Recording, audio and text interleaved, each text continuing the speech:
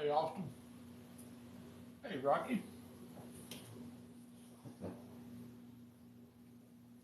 I clean off that lens there, get it a little bit clearer.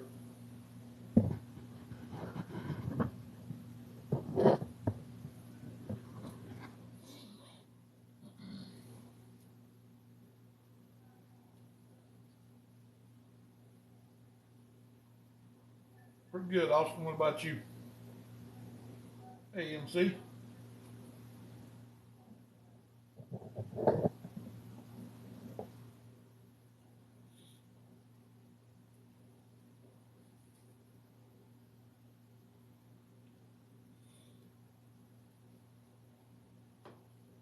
Doing a little bit different kind of show tonight.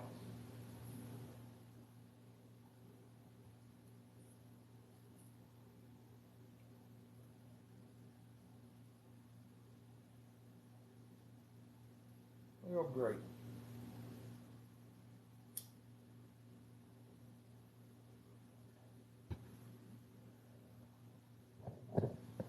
I had this idea that, hey, Devika, how you doing? Or was it Devika? It was Devika or Devika. I think the last time you were here, I had the same problem.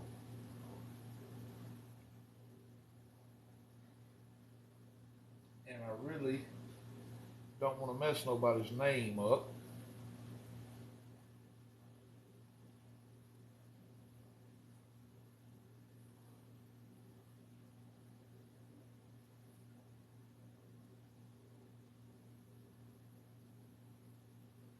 I'm doing great. Uh, tonight is tonight is going to be a different type of night. I'm not gonna I'm not gonna do a complete painting right now. Uh, tonight is gonna be all about helping you guys and at the same time helping myself. I'm gonna get questions from the viewers tonight as to how you paint a certain thing or something that's giving you problems, a way that we can work together on it, and maybe I can help you with it by sharing a different technique or a technique I use, which doesn't necessarily make it the correct technique, but it's just techniques that I use. So um, the only color I got out right now is Prussian blue, and that's because just about anything you do paint, you're gonna have to have some color in the background. If it's in the sky, you're gonna want blue. If it's in the water, you're gonna want blue. So I just got out some Prussian blue right now, and that'll basically be where I start. And if I need another color to help with whatever question you have, then I'll put out that color then. That way we don't have a lot of paint on the canvas that may get wasted or may not. Hey Kunji, how you doing?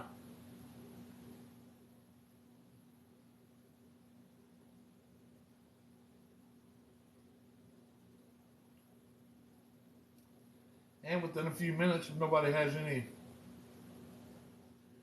questions or something that they'd like to see done, then I'll just start painting something.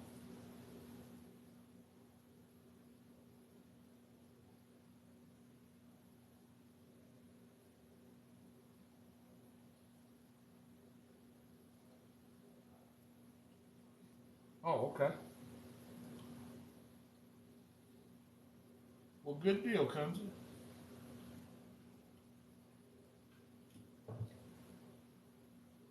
It's nice to stay busy.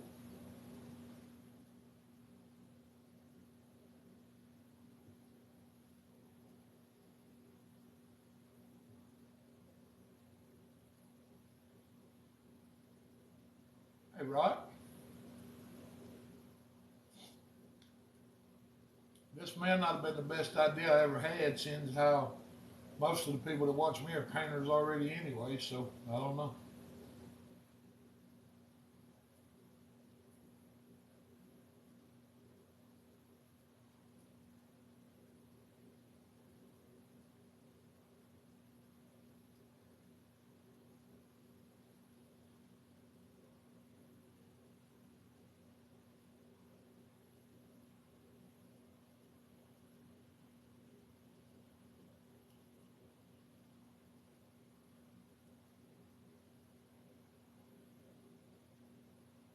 Hey, Moni, how you tonight?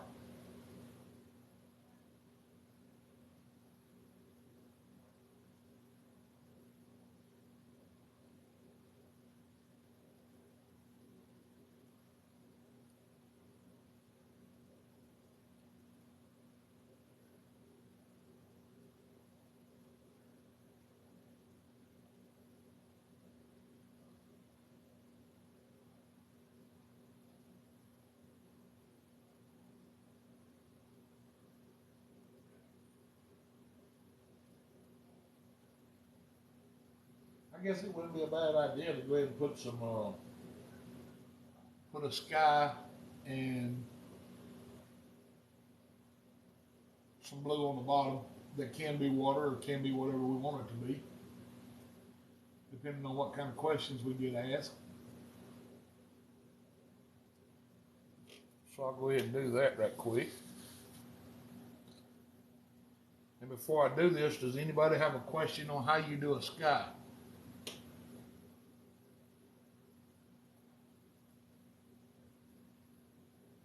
Paint not thin enough when painting over a base color. Okay. Well, MC, that right there is a very good start, because uh, first of all, what they say is the golden rule to this technique is a thin paint sticks to a thick paint. And when you start out, you're starting out with liquid white. That's what this canvas is already covered with. Now, if you put too much liquid white on the canvas to start with, every paint you put on is going to blend in with it, and it's going to want to thin down too. So you're starting with thin paint, and then you put thick paint on, which also then thins down. And the thing you got to keep in mind is when you put this liquid white on, it's going to absorb into the canvas some. I mean, it's constantly going into the teeth and even into the gesso. I mean, even with it gessoed, it's still gonna, that canvas is gonna suck some of it in.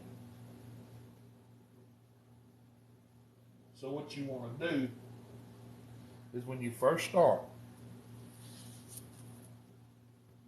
all right, I'm gonna show you all the palette tonight and how I load brushes.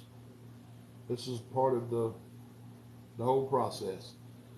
I pour my paint down, and that does a couple things. One, it keeps it from running if you hold it up, and two, it makes it so much easier to get your brush into it. You're not coming up here pulling out a pile of paint, because when you do that, the one thing that happens is right along here in that brush, or right along in here in that brush, you're going to get a lot of paint built up in that one area. You're going to come up here, and the first thing you're going to do is put a streak. So when you first start to load the brush, come in and touch and just tap straight down like that. Now I'm going to lay it down now. I'm going to continue to do that same thing. You just want to tap that color straight into the brush. And what that does is it gives you an even distribution of paint across the bristles. I hope you can see that. See, there's not a big blob of paint here or here. It's all distributed amongst the bristles, just all the way across. Hey Fizz, how you tonight, buddy? And that way when you start with the little X strokes like we always do, you don't end up with big streaks and big globs of paint. You end up with an even amount of paint. And the more you come down, and the more you go to mixing with that liquid white, the thinner it gets. Now you can come all the way down this canvas, and by the time you get down here, you wouldn't hardly see any blue at all. Now at this point, when you go back up here to blend out the brush strokes, you blend from the light color up. Don't start up here in the dark color and come down, because then you're going to be bringing that dark color down into it. So now what you've got here is a thin coat of paint. You don't have a lot of thick paint up here, because if you come up here and put a lot of paint, your next coat of paint, it's going to be harder to put on.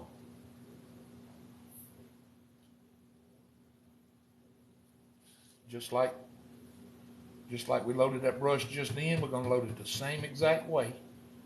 But now keep in mind that you just painted over all that liquid white. Even with the blue, you still did it. So when you come up here to load your brush this time, you want the same even distribution of paint. Now a lot of times we'll come in from the sides like this, and you know how we do it. We go all the way up, and it starts getting lighter at the horizon. Tonight we don't have to do that, since we're doing like a question and answer type thing. So I'm just going to come across the bottom here, and I just want it darker at the bottom. You always want it up here, darker at the top. Down here, darker at the bottom. And that's what sells that illusion of the water appearing to be flat. It looks like you're looking into the canvas. And it's just an illusion. That's all it is. But just like that, it just makes it look like the water or whatever you want this to be. It can even be grass later on. But it just looks like it's starting here and going back into the canvas. Just like here, looks like it's going back into the canvas. That's where you get that illusion. Now when you start with a light coat of paint like this, and you come back over it with another color, that's not where you're having your problem at, is an MC. It's when you go to try to highlight.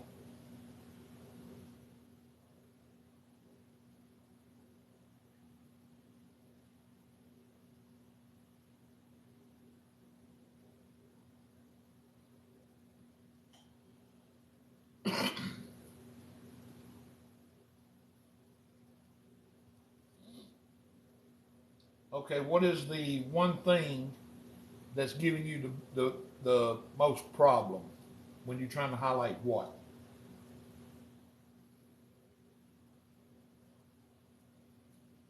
Because I'm sure it's not everything.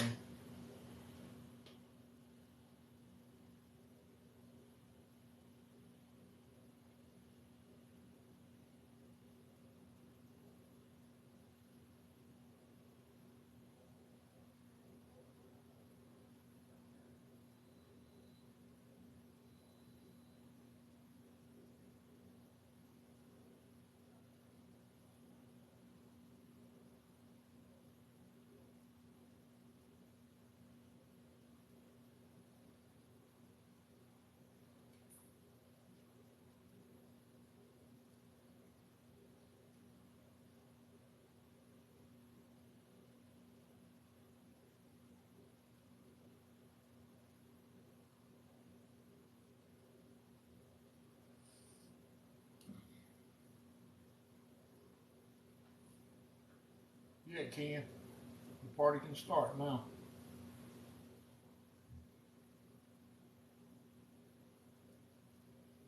MC, did you hear the question?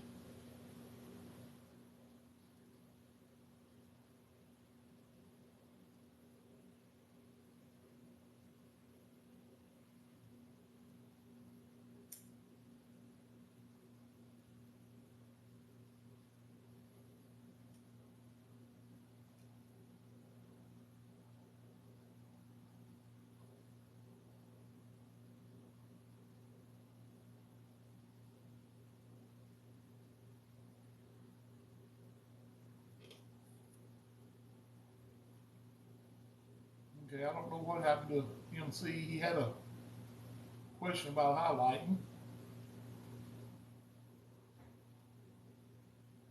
but then he disappeared. I don't know.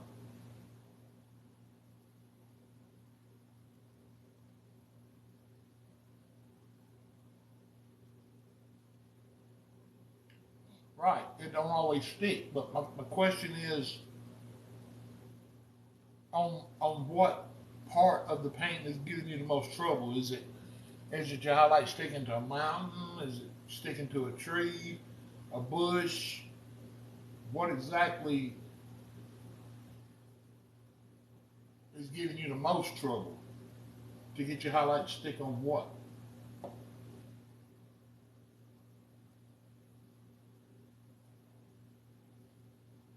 A tree or a bush? Okay.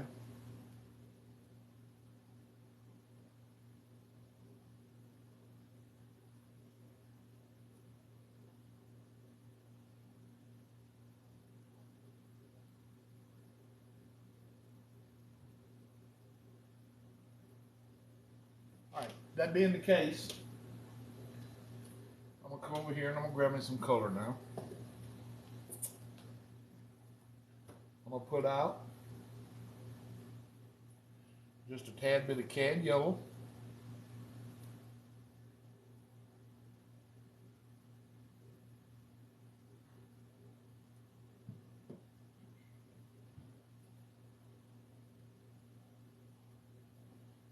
And let's see, we're gonna make a bush.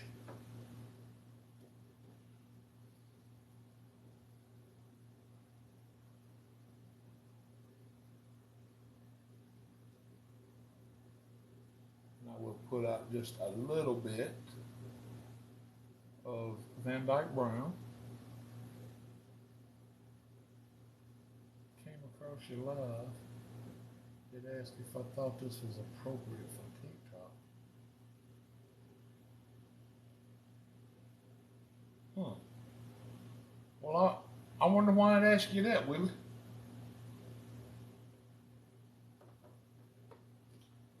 That's kind of weird. I wonder if it asked everybody that.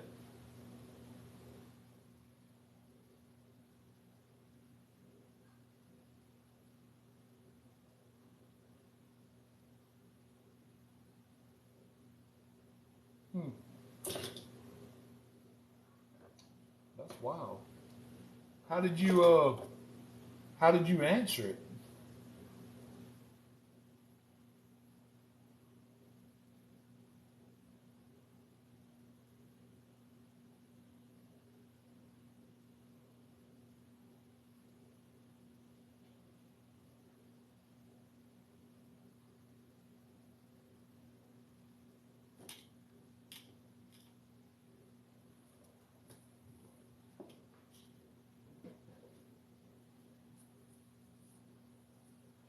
Hey Karen, how are you tonight?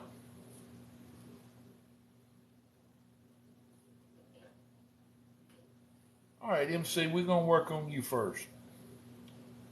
All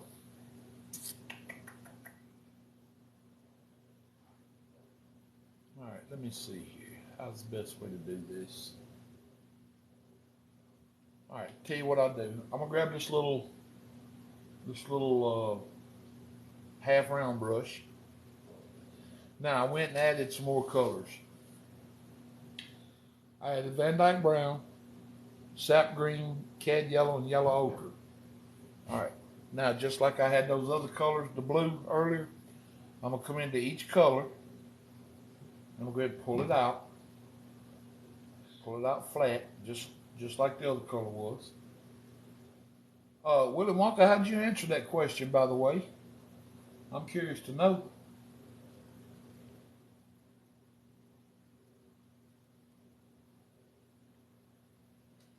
All right. Now I know if you've painted with me before, you've always heard me say I brush mix the colors. Okay. I say it just about every time I go to mix colors.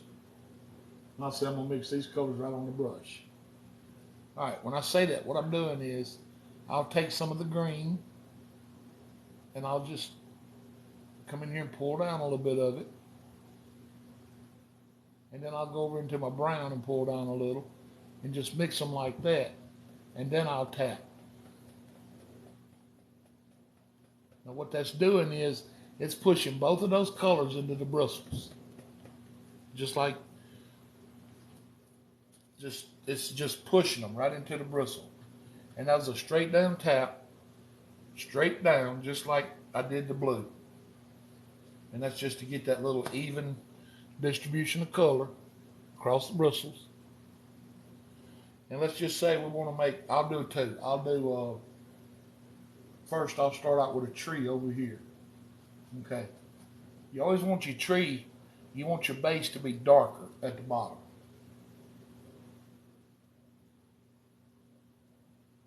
Okay. Just like this. Start out with your dark color at the bottom. Now keep in mind I'm not using a lot of paint right here. I'm using more pressure. This is not near as much paint. See, with the same amount of paint, watch this. This is a good tilt right here. The same amount of paint's on the brush, but by changing pressure, look how much lighter I'm making it look. It looks like two different colors of brown right there. All because I changed up the pressure.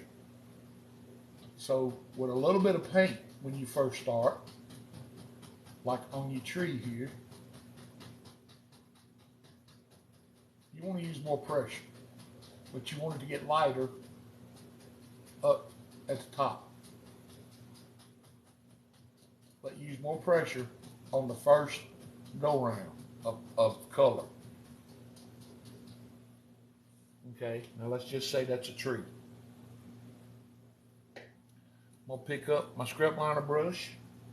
I want to come over and get just a little bit, very little bit of thinner.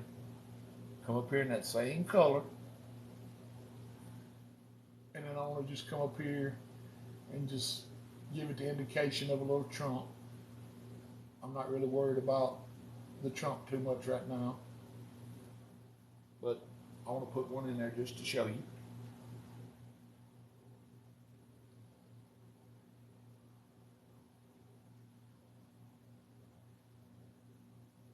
Okay. Now, what I did by doing that, MC, I made a bush right here at the bottom, and I made a tree at the top. And I'm going to show you how to tell what's what right here. After I make that little tree, I'm going to come over here and I'm going to wash this brush out.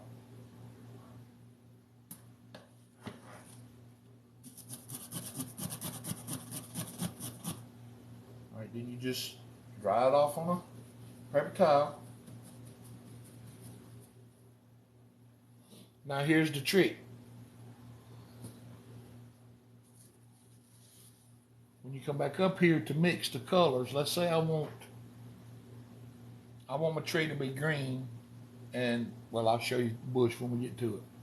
All right, I want to come over here and get me a little more green, and then I want to come over here and pull it into the yellow. Now you determine how bright you want your highlight. You either want a lot of green or you don't want a lot of green. I don't want a lot of green, so I'm just gonna pull that color in until I get the likeness I want. Now I'm just pulling this color, but then I want to tip my brush up. See, I hope you can see if my hand ain't in the way. Now I'm gonna tap more at the top of the brush. And what that's doing is putting more paint up here on the top of that brush. A lot of times I'll refer to it as the corner, but these brushes don't actually have corners, but that's just what we refer to it as, is, you know, we make a corner. And I hope, well, you probably can't see it on this phone camera, but there's more paint up here at the top than there is down here at the bottom of the highlight color. And then when you come up here to highlight, it's such a light touch. And when you touch it like that and it don't come off, you say, well, that's not coming off right. One of the biggest mistakes a lot of people make right now is they'll come back up and go pushing harder. Biggest mistake you can make right there. What you want to do, if you come up here and you barely touch that spot and that paint don't come off the way you want it, come over here and dip it in just a tiny, tiny amount of the thinner. When I say a tiny amount, imagine if you had an eyedropper that you put drops in your eyes with, and you put one drop of thinner in this pile of paint. Hey, Will, you put one drop of thinner in this paint. Then you came back up here and loaded it the same way, but with that one little drop of thinner in it. And you want to use more paint right here.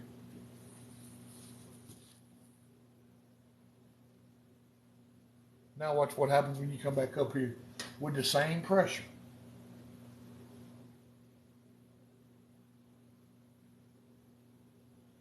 See how that paint's pulling off now?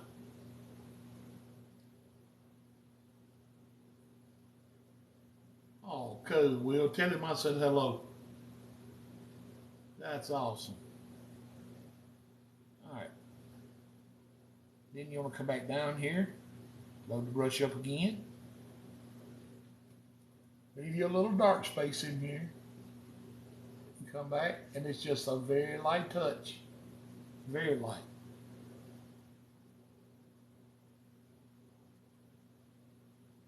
What's up, big man? You keeping dead straight tonight?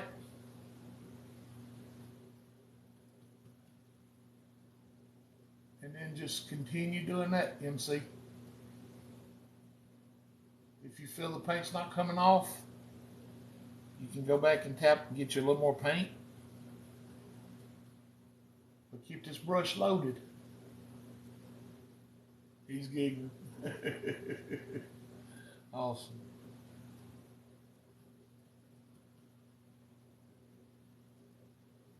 And just like that, MC, you got highlights on that little tree. Hey, TJ.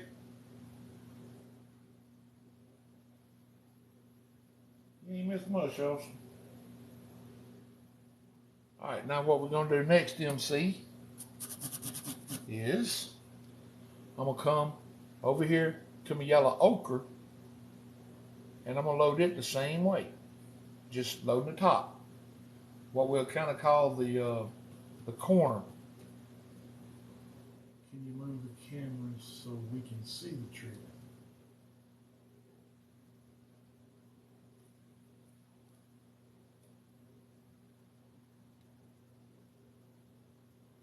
All right. Same way. Put a little paint right there at the top. This is just straight yellow ochre with just a drop of thinner in it. Then I'm gonna come right under this bush and we'll drop down and leave myself some dark color right there.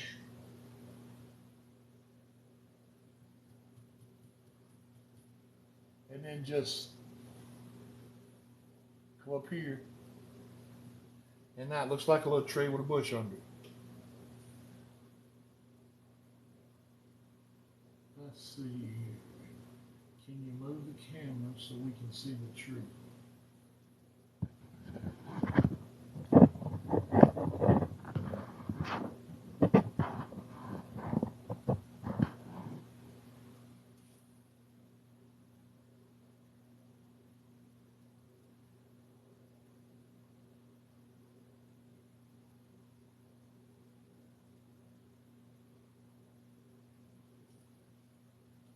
All right, we'll try to come in just a little closer. Oh boy, that probably just made everybody in here drunk. Oh, I almost knocked it completely over. Hmm. Looks like we lost the whole tree.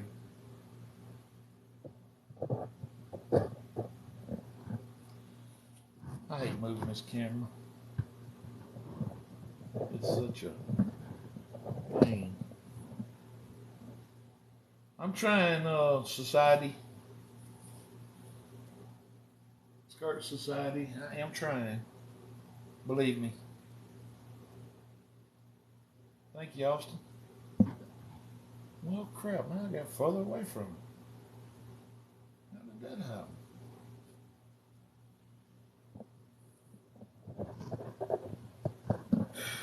Oh, shit. This thing's gonna make me curse. And I don't want to curse because Will's got his son in the room.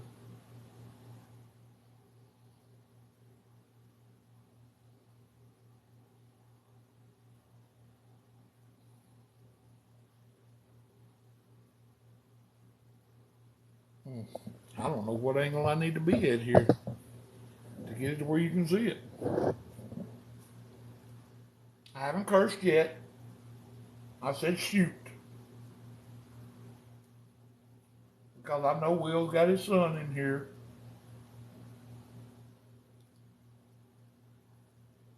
Everybody say hello to the wifey. She's already coming in getting on me. Already.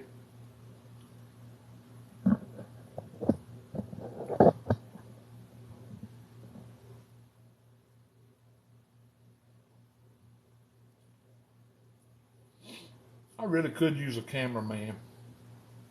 I'm telling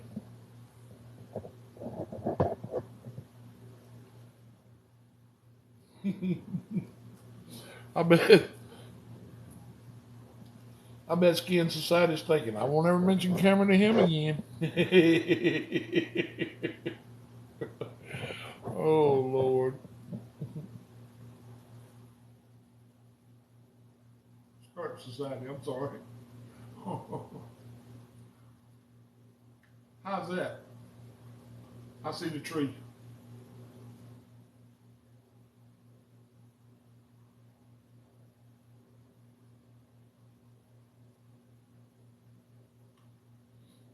The guy with the big old feet. No, let's don't do that.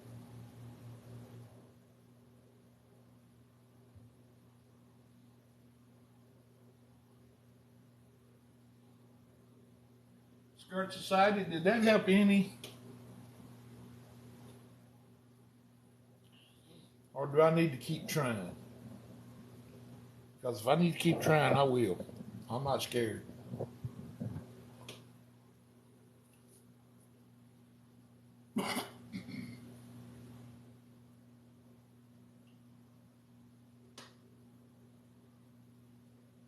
There we go. That's a whole lot better right there. Way better.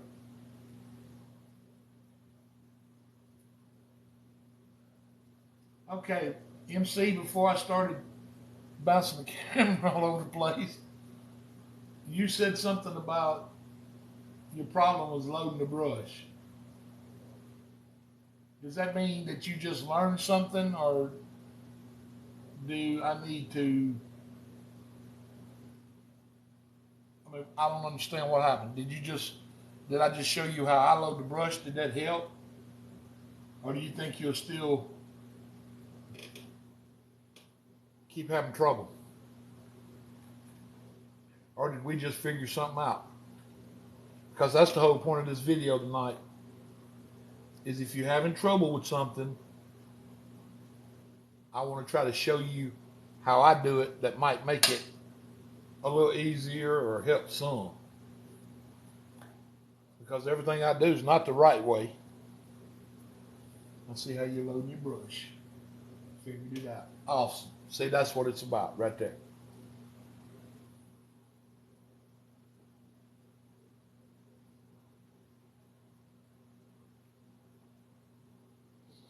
Okay, anybody else having any serious issues with anything else? Because this is a whole canvas full of nothing but practice. All right, locksmith. This is going to be interesting, I'm sure.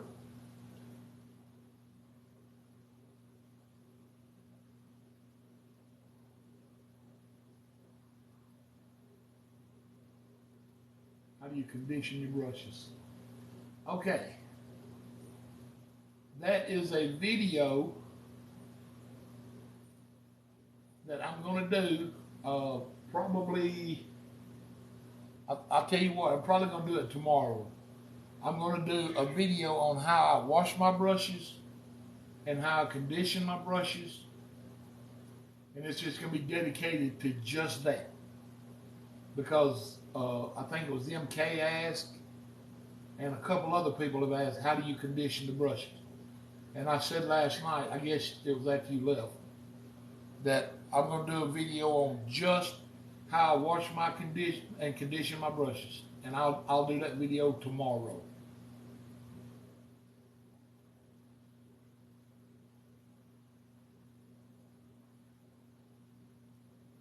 Did I just hear you say that everything you do isn't right? Ain't you got some hamburgers to cook or something?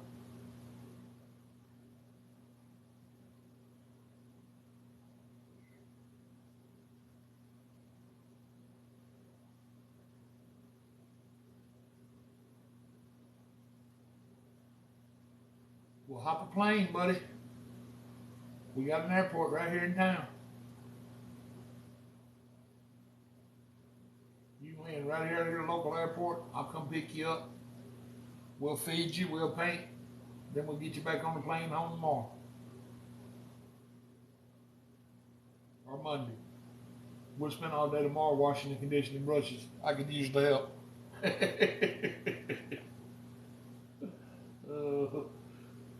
Wouldn't that be fun? Jacksonville, straight down. Yeah, but that's like 10 hours.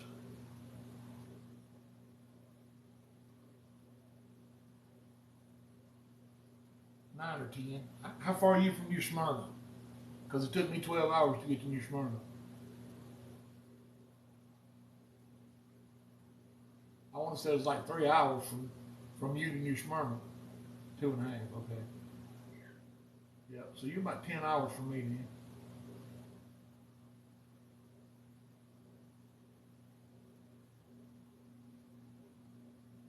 Well, if ain't nobody else having no problems with anything, that's good. I guess we got, the world is painting, so this was a short video tonight.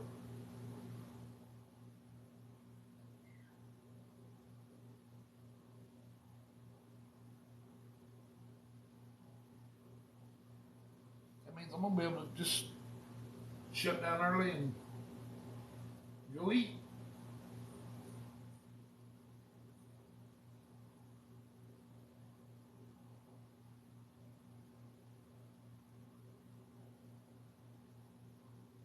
Somebody wanted to know how I did the two-tone clouds, but they're not in here right now.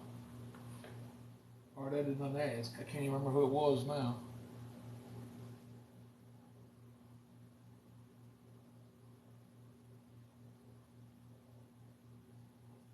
Uh, Kelly, it's mostly done with oil brushes because we use thinner on them, uh, and that thinner over time it can cause your bristles to get real brittle. And if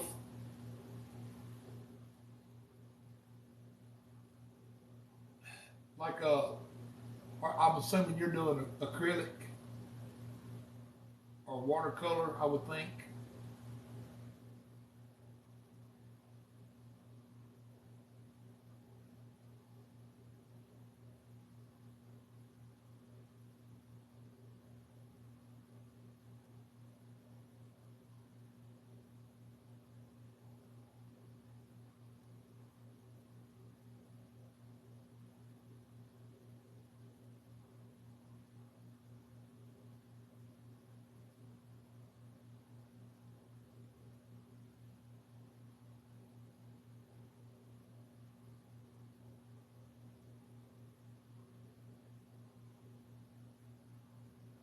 If you're doing acrylic, Kelly, you can use an acrylic, but switch to water solid. Okay. You can clean your brushes just like you normally do.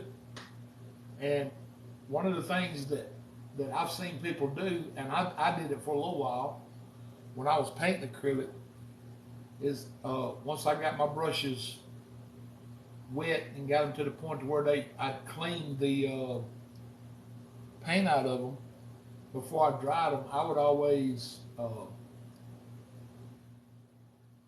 would use like a shampoo and conditioner together. And it don't have to be an expensive shampoo and conditioner, like no real expensive one. And I just put a little bit of that on my brushes and washed them with it, and then rinsed them out again before I put them up to dry. Is it necessary to wash and condition acrylic brushes? Probably not. But if you go and spend a lot of money on some nice ones, you want them to last. Because some brushes can get pretty expensive. But just a regular shampoo and conditioner will work on acrylic or watercolor brushes.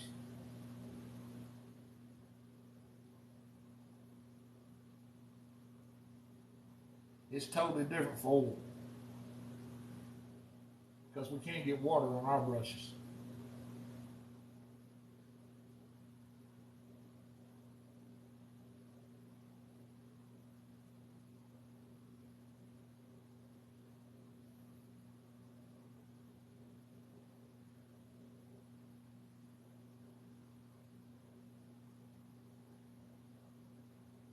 I have used some of your conditioner, I will not lie.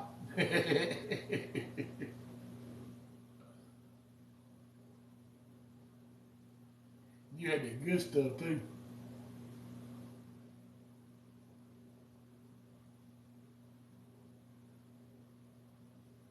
Uh, it would probably be okay to continue using the dish soap to clean them.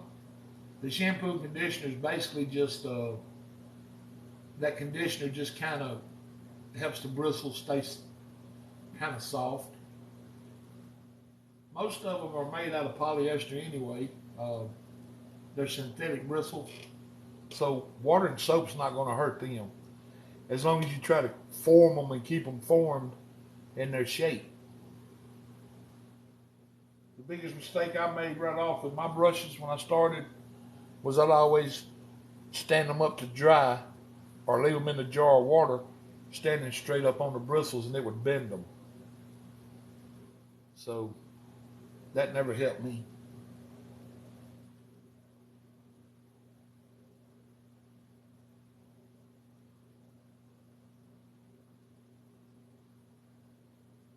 Don't pay her no attention, Kelly. She's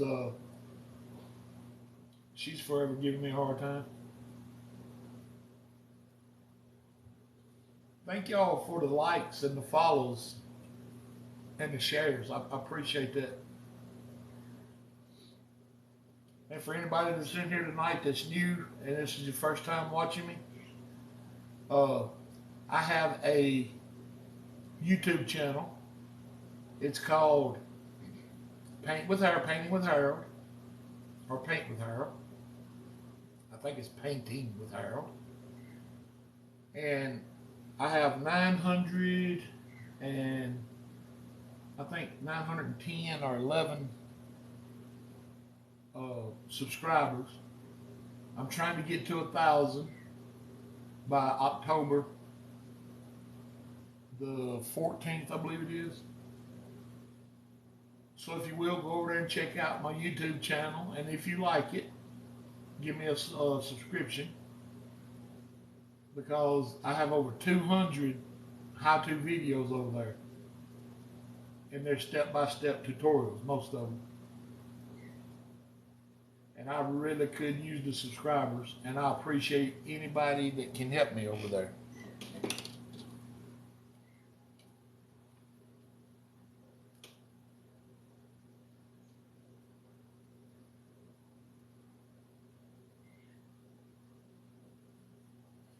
All right. Do we have any more questions?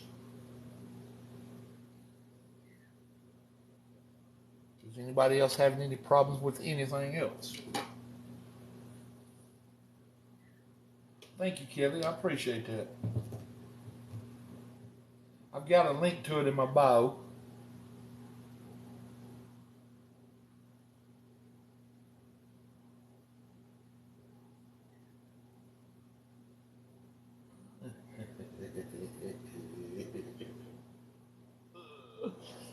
I thought you was eating.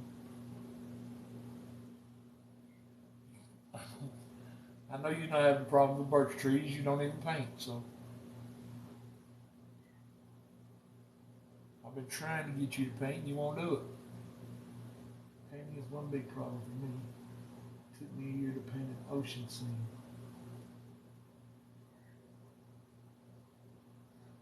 Well, oceans are they're a whole different ball game. Trying to capture that movement in a wave, it can get pretty tough.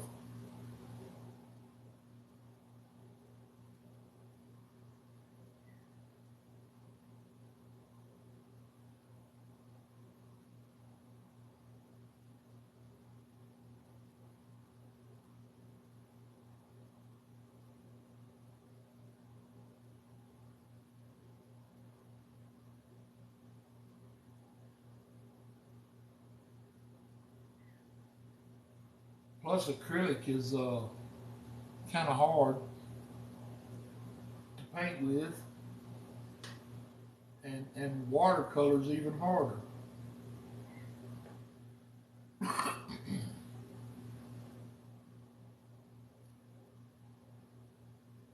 I like oil paint because it's so forgiving. You can mess up and just go right back and fix it, and it don't dry on you. If you mess up, that you try to go back and fix it. If you mess up again, you can just take that completely off the canvas and start completely over. And I guess that's why it's one of my, or it is my favorite medium. I started with acrylic, but I eventually moved into oil.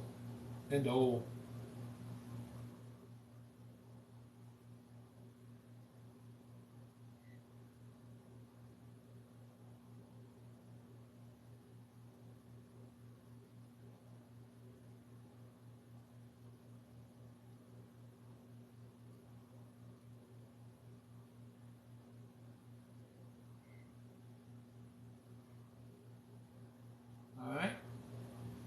Anything else? Anybody else? I'm telling you, I'm gonna make this a short night for me. MC, I've been painting 6 years. I've been oil painting 5. I've been a Bob Ross instructor for 4 in December. And don't fool with it because of the smells. and I don't blame anybody that chooses not to use it for that purpose. The lack of knowledge, uh, if you can paint with acrylic, you can definitely paint with oil.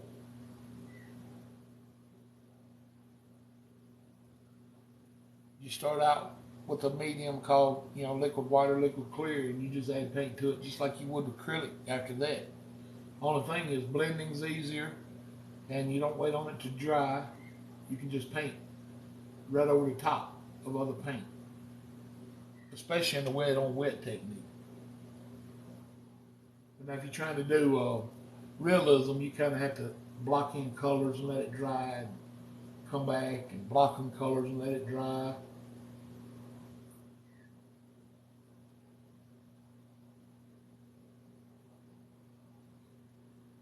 But now you'll notice when you check out my YouTube channel, if you go far enough back, I started with showing people or I've got a video there that shows how to apply the liquid white. And there's videos over there that show how to apply liquid clear, how to paint clouds. And it's all step-by-step tutorials over there. I don't just sit down and paint a painting. I guess the teacher comes out in me. And I feel like I got to make these hour and 2 hour long videos to show everybody how I'm doing something.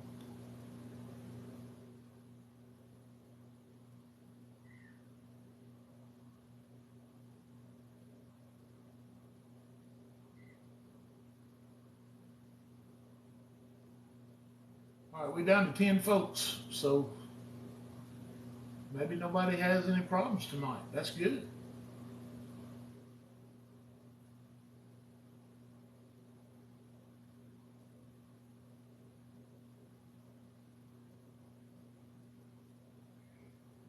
So what do we do at this point? Did I just put out some colors and just make a painting out of this tree and bush, or what do we need to do at this point? Y'all let me know what y'all want me to do, and I will try to do it. Or if you got personal questions, I mean, everything don't have to be related to. How about make some trees with the liner brush?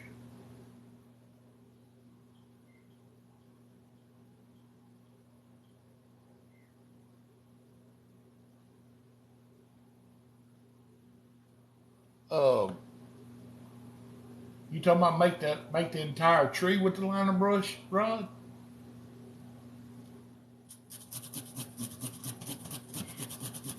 Like little small limbs. Oh, okay. All right, we can do that. We can definitely do that. All right, to do that, I'll tell you what I'll do. First thing I'll do, I'm gonna pick up a filbert brush, and I'm gonna come up here and get me just a little bit of this brown, Van Dyke brown, and I'll put just a little bit on my filbert brush. I covered both sides, and I'll start at the base, or kind of the base, and I'll come up here.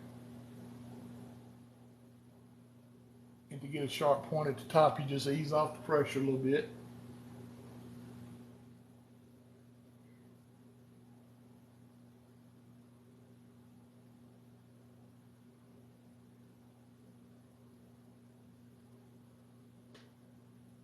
Then I'll come back up here and go over that.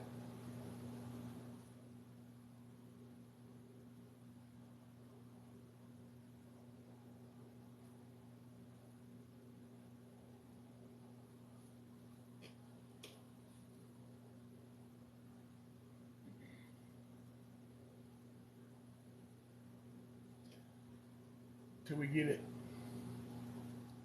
to the point where we can see it up here. All right, we all know that trees get wider at the base, so we want to kind of spread him out down here. Give him some little feet to stand on. I like that, just kind of flare him out down at the bottom. All right, script liner brush. First thing I'd like to point out about a script liner brush is long bristles. That's what works for me. And I bring it over into the thinner, and I soak the entire bristles, the whole bristles, and then I bring it up. Now let me show you how I do this. I bring it up to my paint, and I just wiggle it around in that paint until it gets the consistency of ink up here. I hope y'all can see that. And then roll it around in that paint. Just load it up. And then on your way out, just roll it and pull it. And it'll bring it to a very, very sharp point. Just like so. You want that sharp point.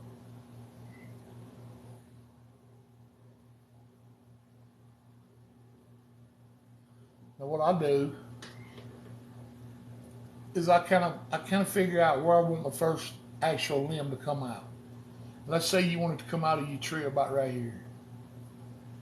Just for the sake of saying. All right, you know how when trees grow, your bottom limbs normally come out and then start going up. And then up here they'll start coming out a little shorter and going up. And that's what gives the tree its shape. So what I like to do is I'll come in here and I like to hold my brush further back. And that gives me that little wiggle that you can do. But let's say you come up here, come to where you want to come out at, and just start with that little wiggle, and just start adding your limbs.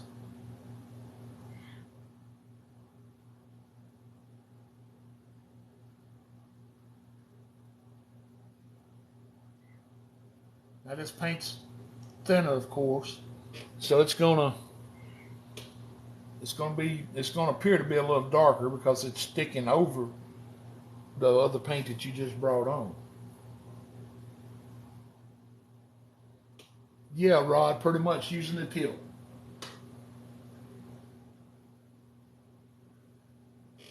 And then once you come up again, this is a real light pressure. I'm not applying a lot of pressure. Come out, then I'll start up.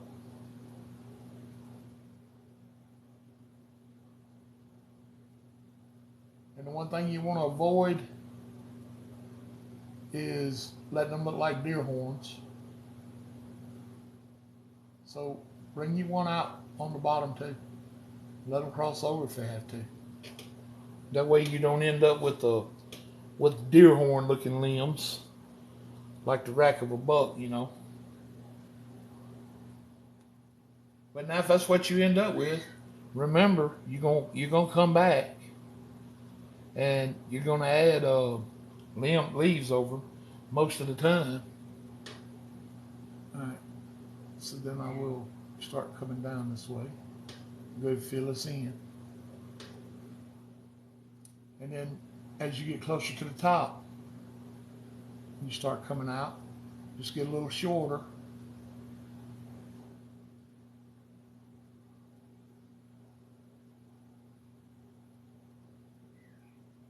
About like that.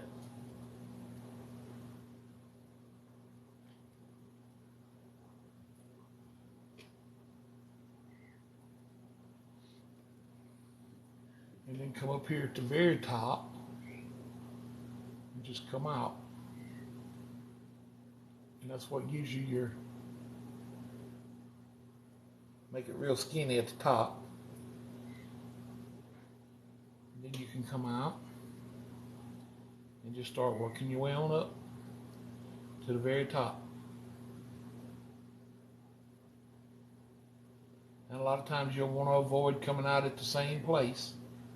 You don't want to bring limb out exactly across from another limb, because that can throw the eye off a little bit.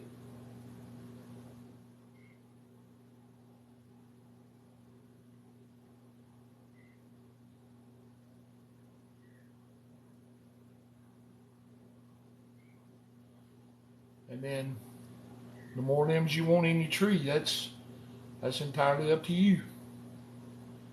You can start adding them onto the other limbs, or you can add them wherever you want them to be. Oh, no trouble, locksmith. That's what I really do.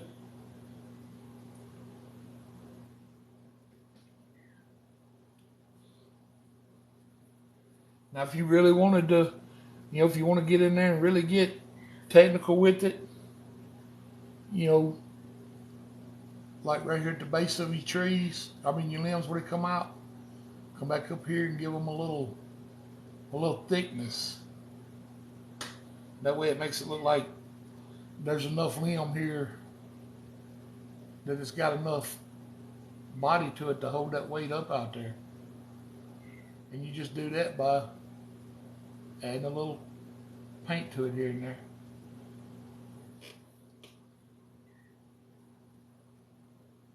Because anywhere you mess up at on this tree, you can fix it when you come back with the leaves.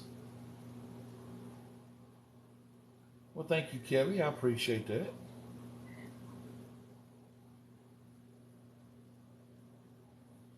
Thank you, Stitch Woman. Thank you, Moni.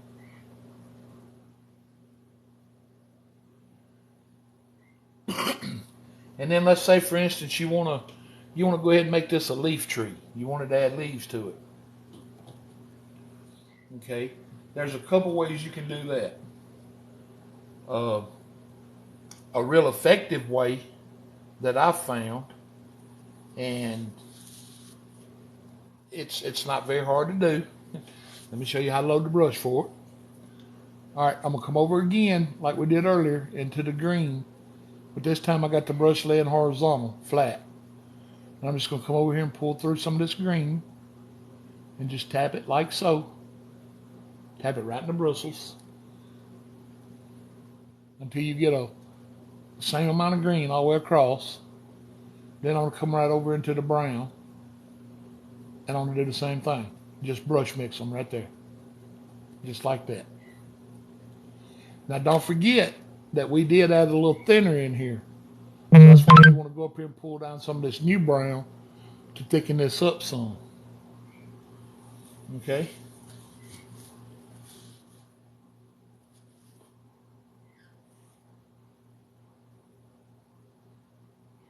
Yeah, thin stuff like that always helps, Austin.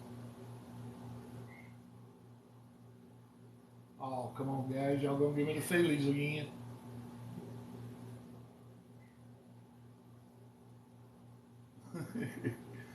Well, Kelly, it's just a lot of practice. That's all it is.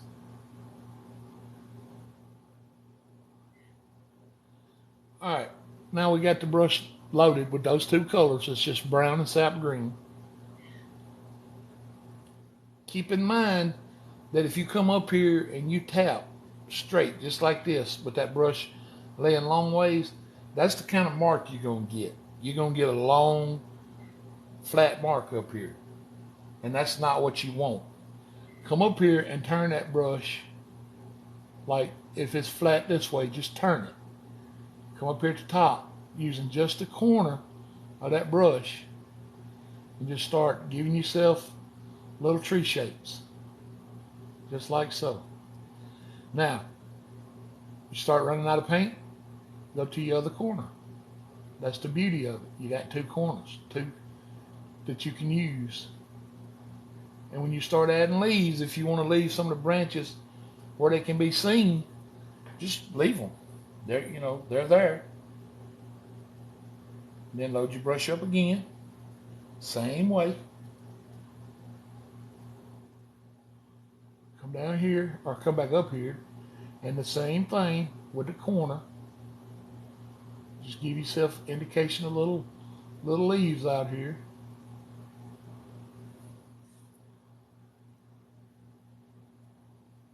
Just like little tree shapes. That's all we want to do. Been all up in your feelings today. Oh, goodness. Well, we just tap on a few little indications out here. Then we'll go on this side. We'll add a few out here. And you know how leaves are on a tree. They're not, they're never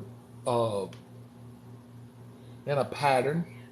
They grow wild and go all over the place. So, just kind of let yours do that.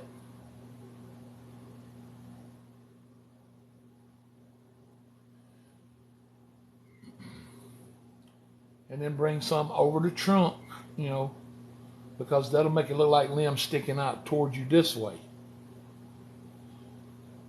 Towards you. And then just very lightly.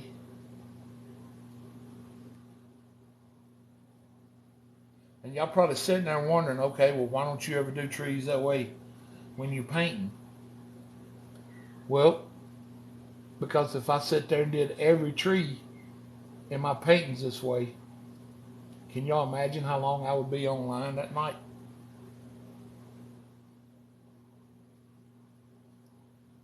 This is more or less one of those kind of trees you want to do at home if you got a little time to paint.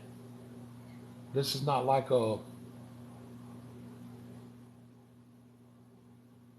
this is a little faster style tree, I guess, the ones that I do normally. This is more of a kind of a realistic type tree. Ha ha, ha ha ha.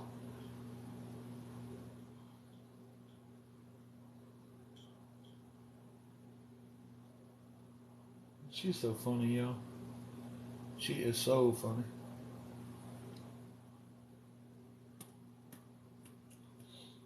Okay, before I highlight it, or before I add the leaves, let's say we want to put a little highlight on it. Okay, since I don't have a lot of colors out, I'm going to use this yellow ochre right here just to highlight the tree with. And I'm putting just a little bit of yellow ochre on a little small brush. And then I'm going to come right here, and I just want to come on this one side and just add that lighter color. And if it shows up for y'all,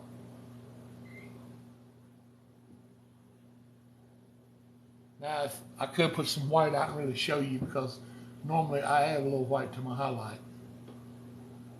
But just for the sake of this video, I'll just add a little bit of that. I think I'm going to have to add a little white because you can't see it. When would you use the 1-inch oval instead of the 1-inch flat? I'm fixing to use the oval for my highlight leaves, MC. Alright, I'm going to grab just a little bit of my white now.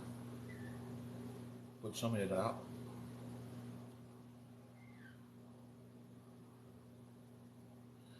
I like doing this way because you don't have to put a lot of paint out until you know what color it is you want. That's pretty cool. Alright, now I'm going to take a little bit of my white and my yellow ochre together and just brighten it up some. That way y'all can see it on the camera.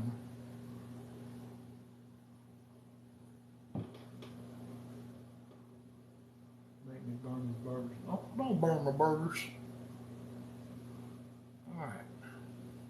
And I think y'all can probably see this.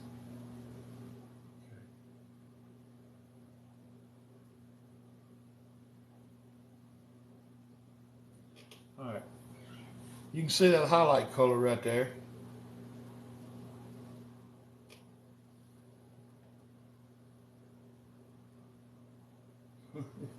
It's just a lot of practice, Kelly, I'm telling you. So, looks so versatile, you can do trees, bushes. Yes, you can, Rod. So this is just a tutorial on how to paint? Yeah, pretty much, Austin. That's what tonight is.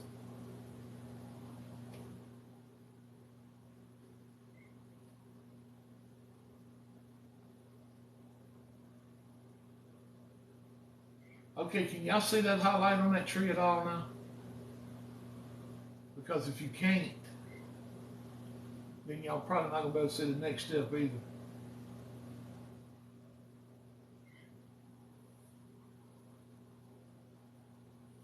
Kelly said she can. A little. Okay. All right. Assuming you can. The next thing I want to do is I'm going to come up here and get just a little bit of the Prussian blue.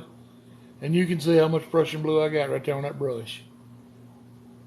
It's just a very tiny amount. About the size of a small tick on a dog. Then I'm going to come down here and I'm going to just put it on the canvas, or on the palette. Then I'm going to take about the same amount of white and I'm going to mix them together. And I'm just looking for a baby blue color. Now let me show it to y'all. Just a little bit of white, a little bit of Prussian blue, just to make that little baby blue looking color. And I'm just loading the brush up with it, just like so, to where I get the tip covered. Now on the shadow side, which we'll call reflected light, you want to bring that color down on your other side over here, just like so. And then I always take and just wipe that blue off my brush then you come back in the middle where the brown is and just sit there and blend that brown right into both colors until it just blends.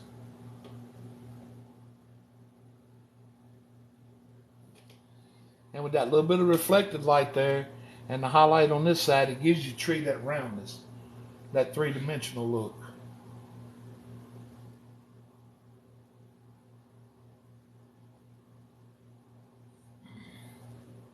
Because I have that lines, I'll just draw. Have a good night, Harold. I've got to finish the boat and get ready for fishing. All right, Locksmith, have a good time, man. What's up, Bobby?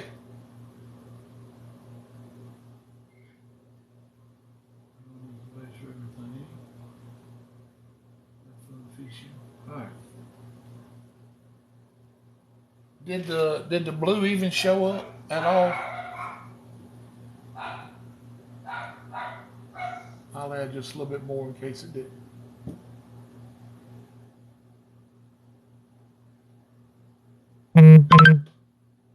Not like so.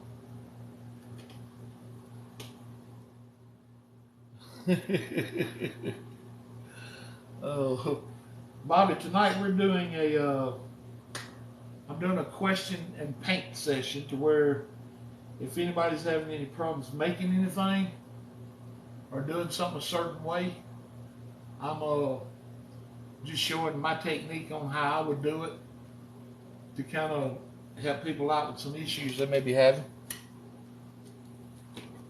All right, now we want to go up here and we want to highlight the tree we just made.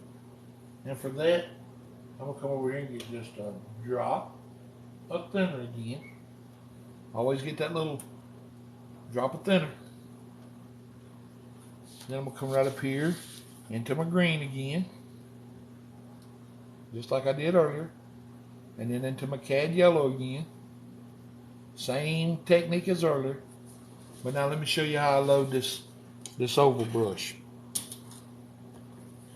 Alright. When you get the color made up that you want and you're pulling it down like so, tap it. Just like that. And I'm hard tapping. Tap them colors right into the brush. Just like this. And you'll see It's pushing up a little ridge right here. See that little ridge is pushing up right there? Well, when you do that hard, you're still doing that same thing. But what you're doing by pushing hard is you're loading this brush. But you're opening the bristles. They're not all clogged up with paint. And when you're pushing that little ridge of paint up, it's right here now. See it? Right here on the brush. That's what we're going to be painting with when we come back up here. Well, I don't know if it'll work with the acrylic or not, Kelly. But do you see that name that just came in the room right there? That Paint Your Dream World? If you ever want to see somebody painting acrylic, go check out his YouTube channel. He is an amazing acrylic artist. Amazing.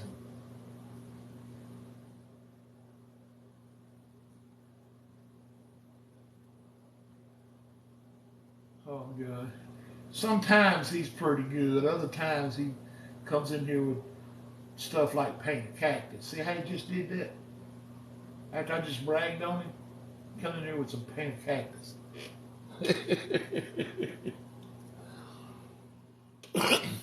All right, then we'll come up here to do the highlights in this tree. I'm trying to keep my hand out of the way. I normally use about half the brush over to the tip. About like that. And this is a light tap. This is not a hard tap at all.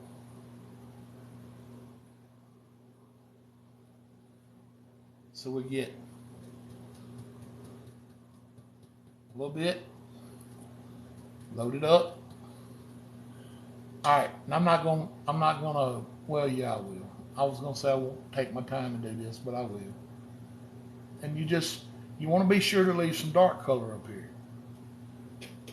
Now that's a mistake a lot of people make. They don't leave dark color. How about a palm tree? I'm checking out too, but I find acrylic dries too fast.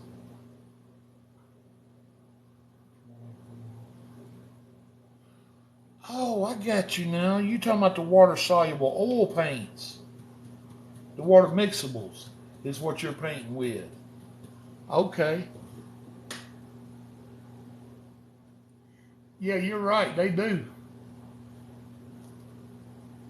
They act a lot like oils. You're exactly right.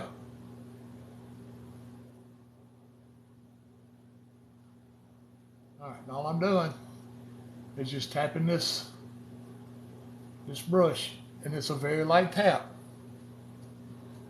And all I'm doing is going directly in and picking off, lifting off. That's it. Just in and off.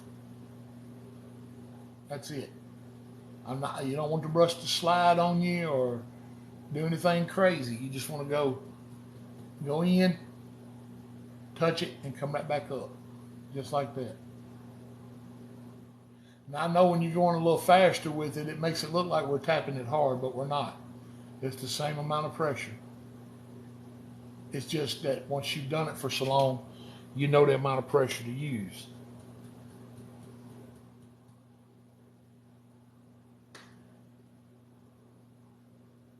Okay, Karen says she uses the tap technique with acrylic. That's good to know.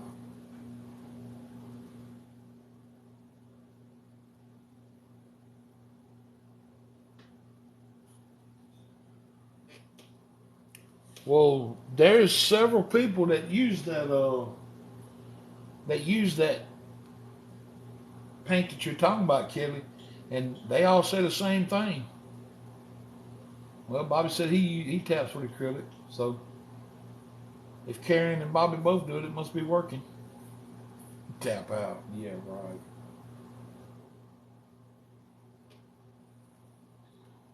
All right, about like that, we got us a decent looking little tree.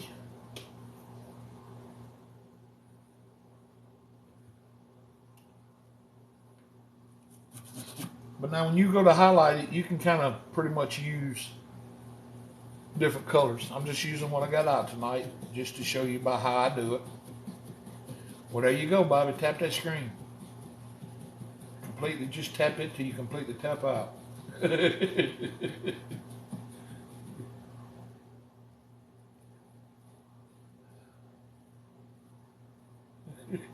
Now y'all have went and just, I'm talking about just Miss Kelly up already that fast.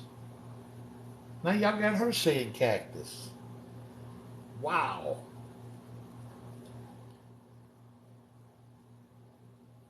See, I know Bobby wasn't serious about the cactus. That's a little thing. That's a little inside joke he's got going with my wife. But now, if you are serious about a cactus, I will do one, Kelly.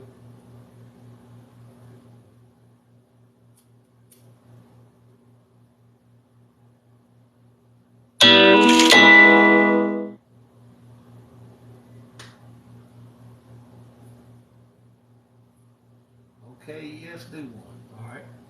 Rod mentioned a palm tree, so we'll do a palm tree next. I cannot believe I'm painting cactuses tonight.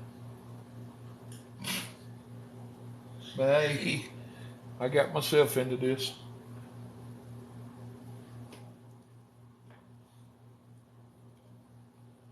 All right. To do a cactus, I'm going to grab my filbert brush. I'm going to come right up here to my brown again.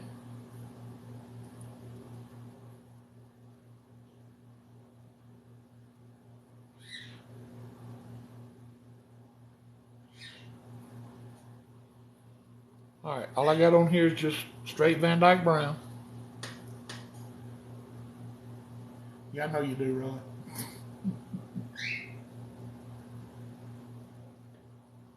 Okay. Remind me of that, MC. All right, I'll do a decent sized cactus. So I'm gonna come up here, bring me a straight line down, kind of round the top of it off.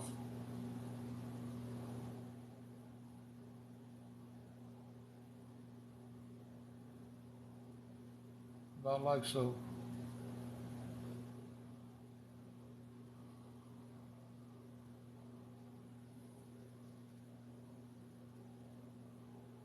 Then I want to do a little arm on him out here. So we'll bring a little arm in.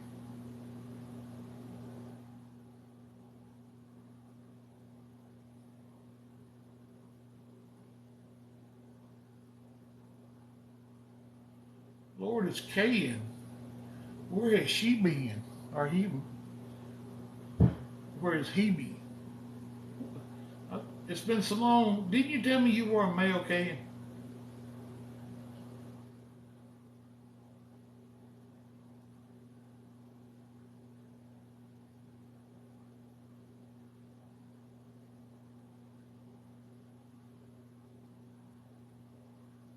I thought you were.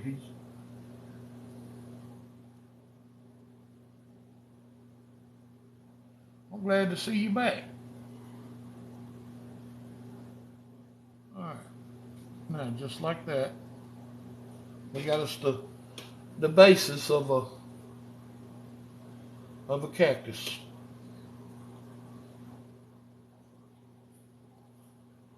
The very basis of a cactus. In and out, just really busy with school, trying to get my chicken cooked together. I got you.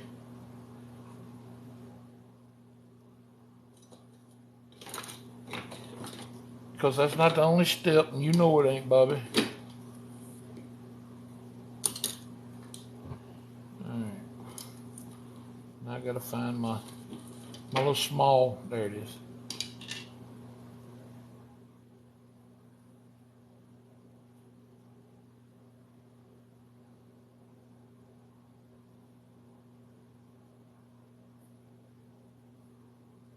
Oh, car fell apart. That's never a good thing.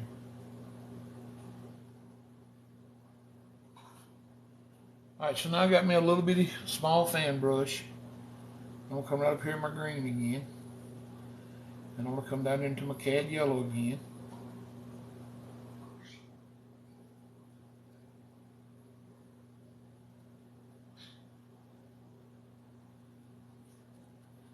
I'm just dragging the paint through the brush through the paint. Just want to get a little of this yellow green on my fan brush.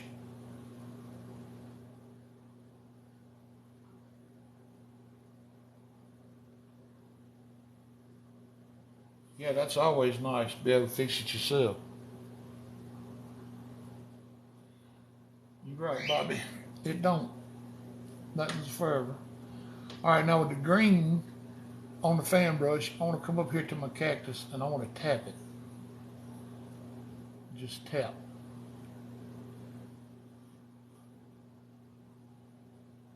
And that's what'll give it that little fuzzy look. Like it's got those little pricklers all over it. Because we know what them little pricklers will do to you on a cactus. And we'll do the little arms out here the same way.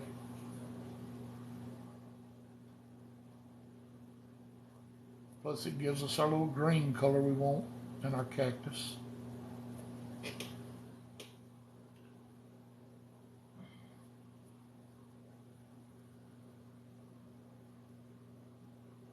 What is it that has two?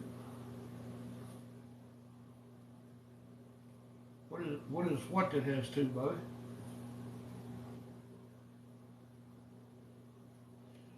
All right, then when the dark green by itself with just a tad bit of brown in it, we'll make that brown that green just a little darker than normal.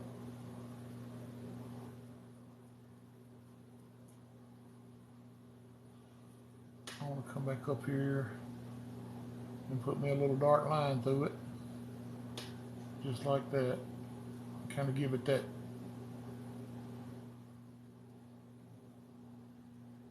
roundness. Now I hope the highlights are showing up on the little cactus. Everything has an end. What has two?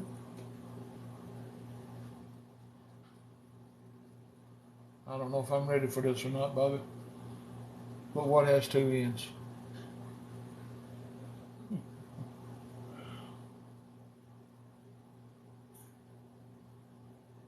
Everything?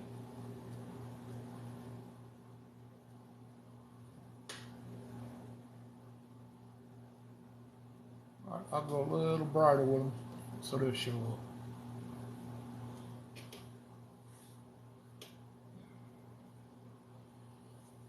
up. What has two? You gonna give us the answer, buddy? Or is this question for anybody?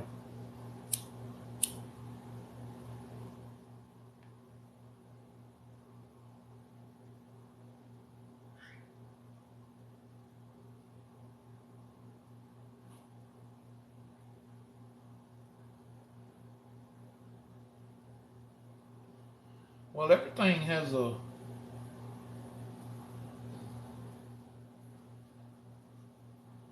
end. There's an end to all beginning.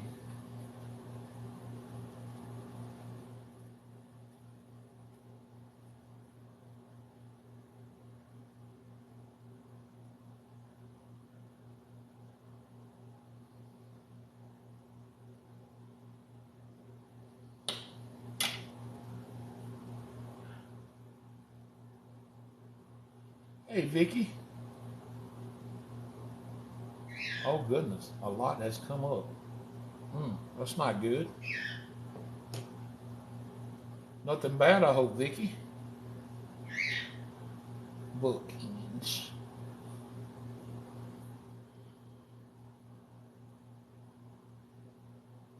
A hot dog has two ends.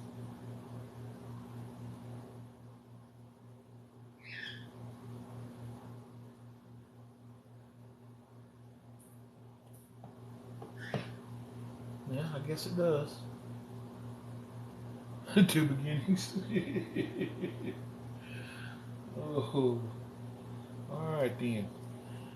Next was a palm tree. We got quite the scene going on up here. somebody new that ain't never painted with us before just pops in tonight and sees this, I bet they thinking, what in the crap is going on this channel? Oh my God. What is this dude painting? There you go. Biden is the perfect proof right there. A cactus in the lake? What I'm doing tonight, Biden, is I'm painting things that give people trouble. So if somebody has problems painting something, they are asking, and I'm attempting to paint it.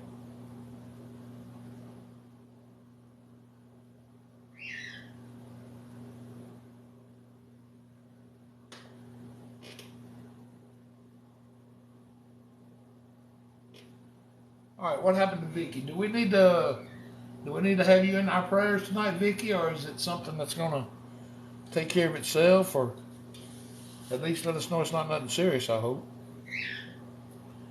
All right, I'll get a little bit more brown again.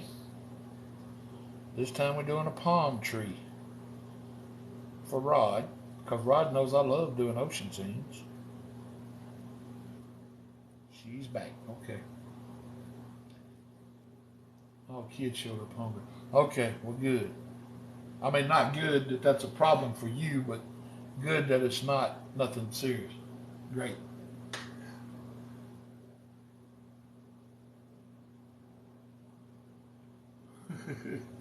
Not the weirdest thing happening.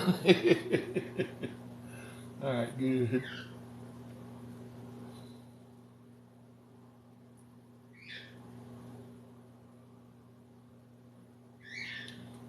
Okay, I just seen a name pop in and said Robert Cook.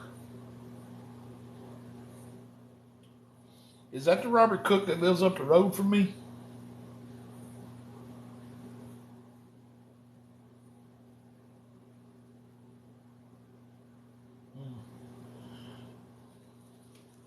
Yeah, there's quite a few of them out. All right, this is how I do my palm trees. And I'm not saying they're right. And then maybe somebody out there does them way better than me, but this is how I do mine. I'm going to come up here, and I want to give my palm tree a little bend, because we all know palm trees have them crazy shapes. Some of them are real crooked and get all kind of crazy and do all sorts of things. And then just about every palm tree has the little, what are them things called? Fronds that come off of them.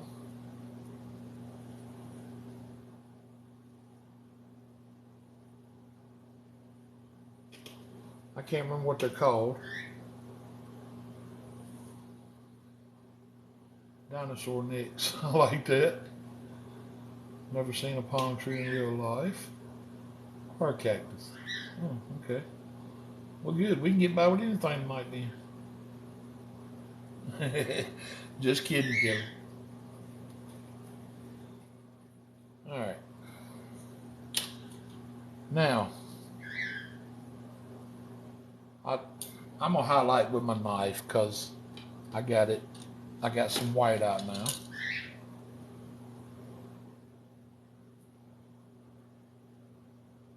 Hey Dale, how are you, buddy?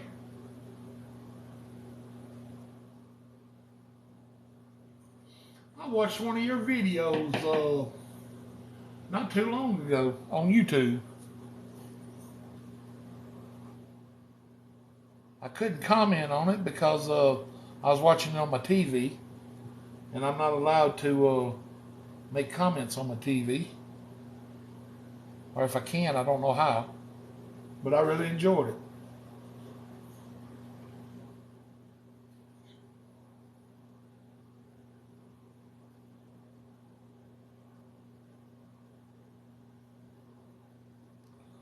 I think I subscribed to your channel. If I didn't, I'll go back and do it.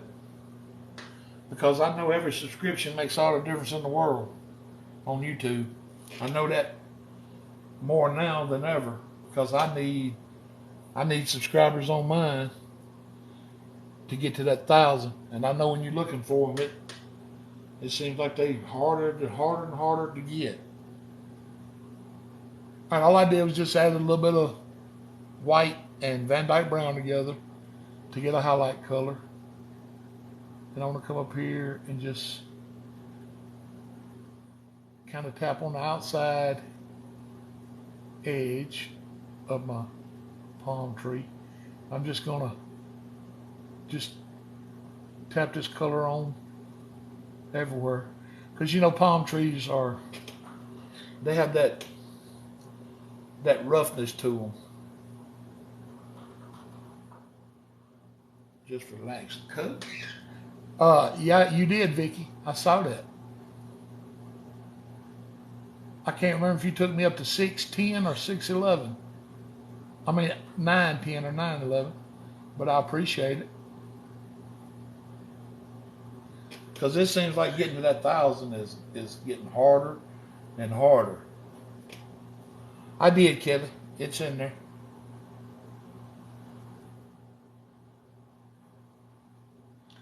And I'll come back with a little brown. And just tap it around in here too. Just to give it, you just want to give your palm tree bark a little texture to it.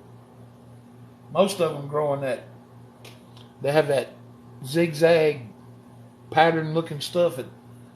It's real rough looking. And if you want to sit there and take your time to do all that, well, you can do that too.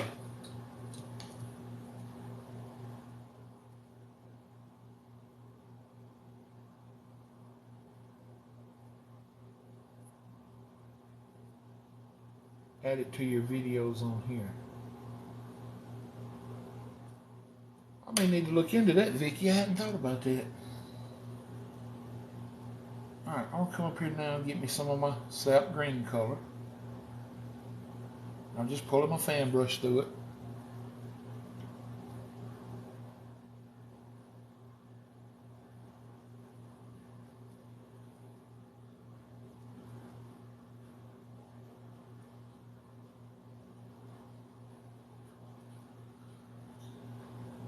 It's just your username on YouTube to enter the name.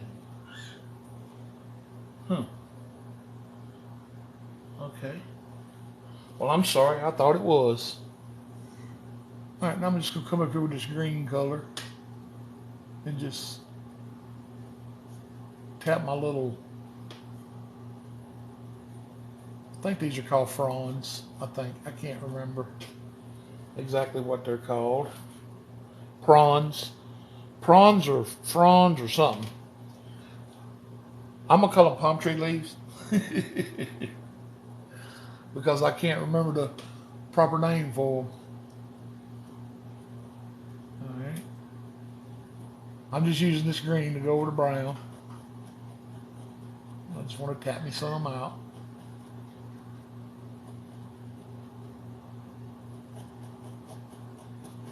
Just like so. Now this is not going to be probably the best palm trees you've ever seen in your life, but all right, Vicky, go feed the hungry people. Have a good night with family. Enjoy yourself. Thank you for being here. All right. Now, what you can do is take this fan brush and just flick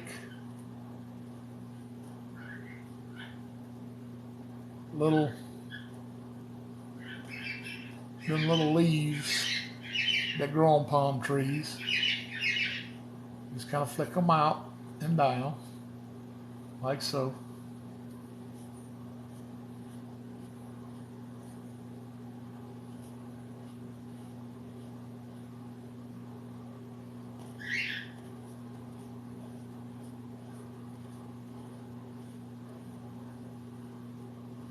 Just like that.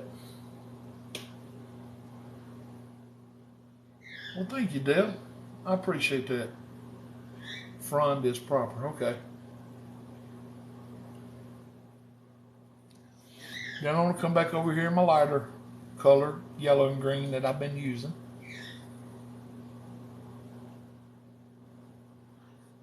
I'm gonna put just a tad bit of white in this, because most of the time if you're on the beach looking at a palm tree there, it's kind of sunny.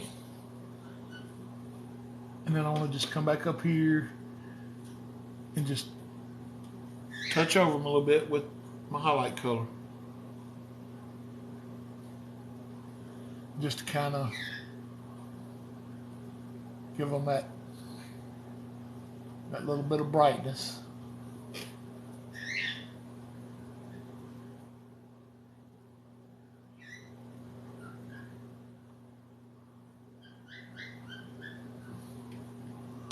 Just like so.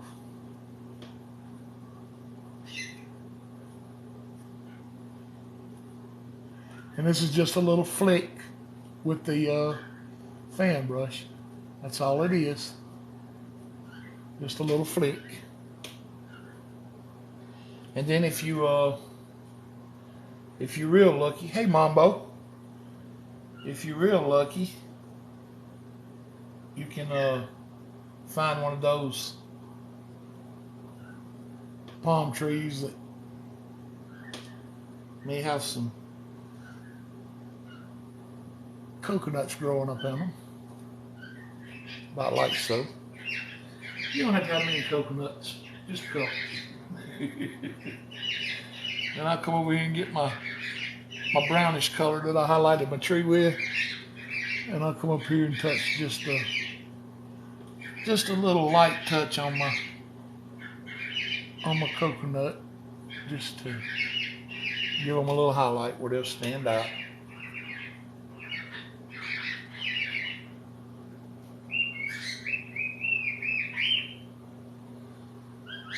But now that's a very, very basic palm tree right there.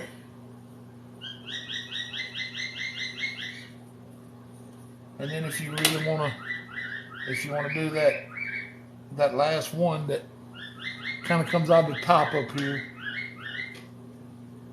just make it kind of short, because you want it to look like it goes out. And that one gets kind of tricky at times. Hey Jeff, how you tonight, buddy? Well, thank you, Kelly. I really appreciate that. All right, then just kind of pull it out to the side, same way.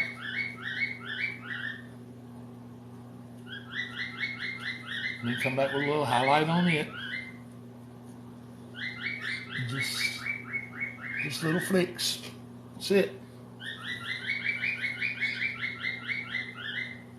All right, Rod, did that help you any at all, buddy?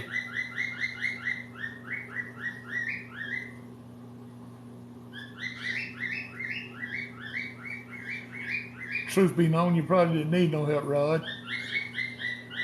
You probably did that one on purpose.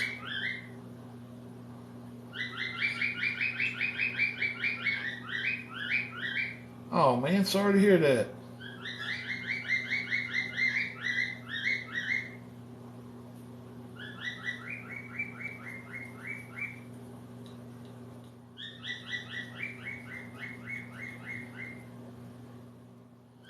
I guess tonight what I was trying to do was help people with different issues they were having, but it looks like it turned into the tree night.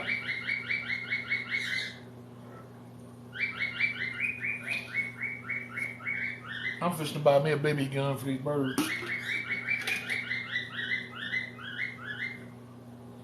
I guess everybody's having problems with trees and nothing else.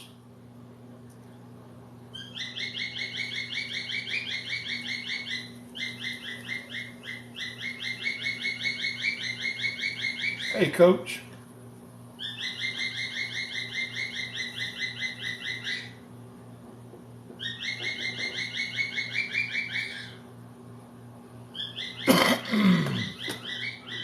All right, what was the next one? We got the little bushy tree, the limb tree, the cactus, the palm tree. There was another one. somebody asked about. Yeah, weeping willow. That's right. That's right.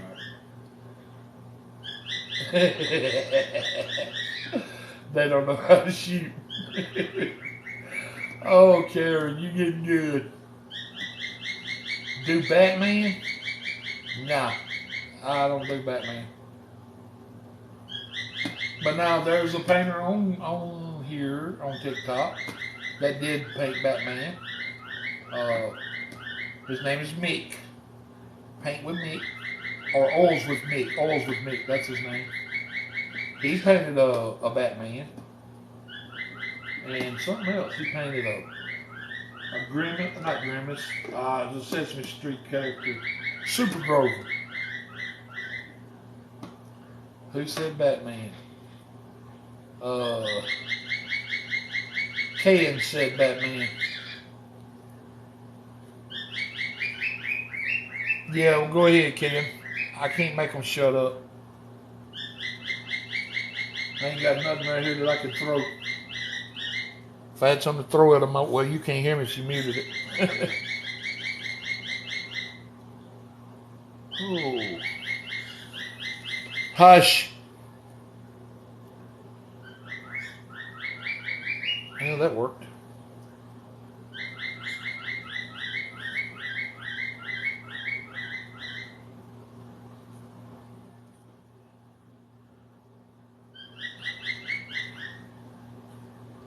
Okay, the willow tree. Oh boy.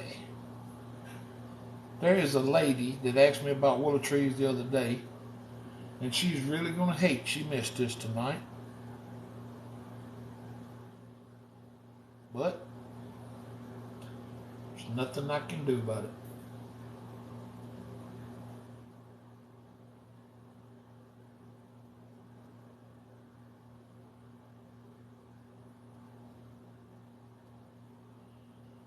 Alright. I've only painted a couple weeping willows in my life, but this is how I did them. I started out with my regular tree shape. You know, of course, you got to have trees kind of bent out at the bottom. They get wider as they go down.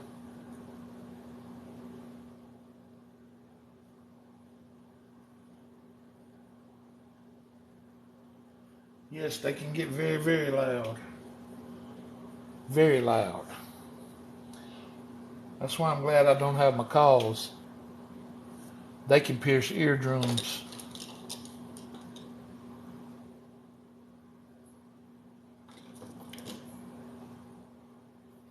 Alright, I'm gonna come right over here and get me some thinner. Come up into my brown.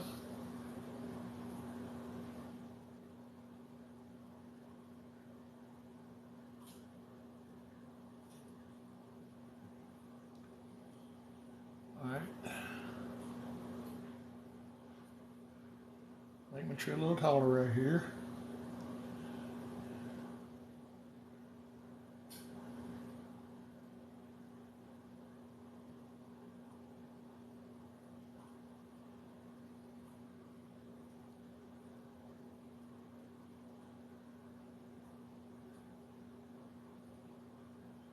That's what I do just about every day, Ken. Alright, I'm going to come out with me a limb on the bottom here. About like so. And I'll put a couple little arms on it.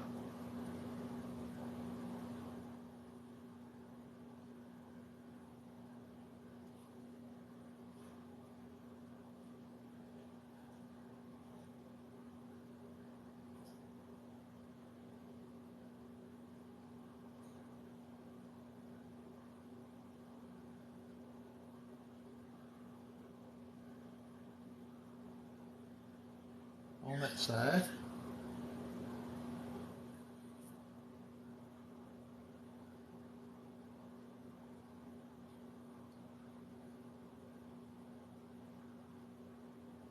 And I'll do the same thing on this side.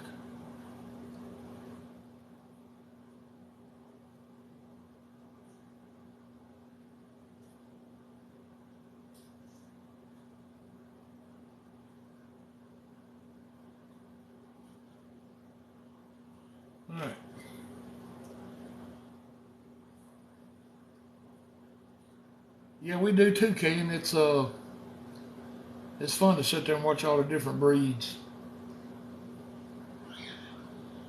Okay. Willow trees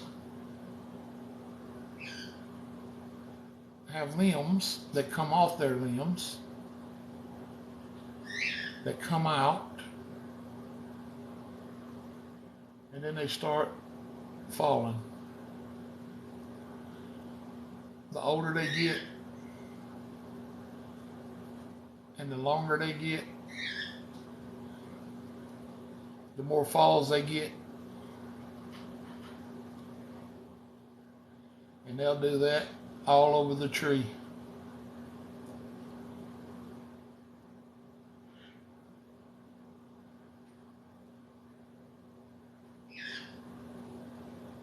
Now you don't have to be perfect with these, because we're going to come back up here in a few minutes and we're going to put some leaves on, and that's when a lot of these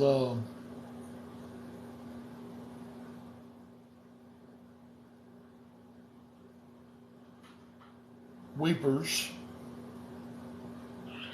will get covered up.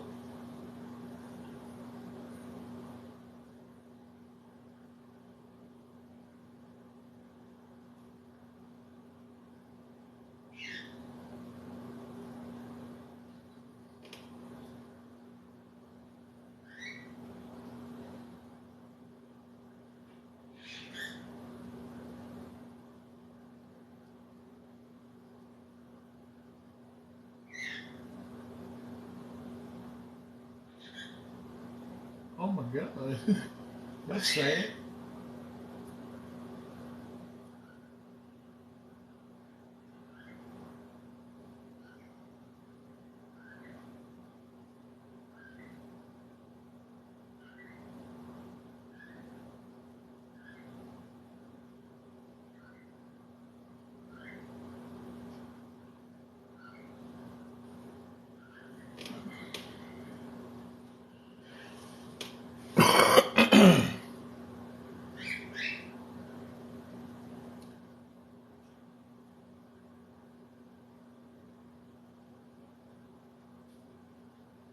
uh, Coach, I don't know. I really don't know. My comments are out to the side of my screen, so I don't really know how I would say yes or no to that.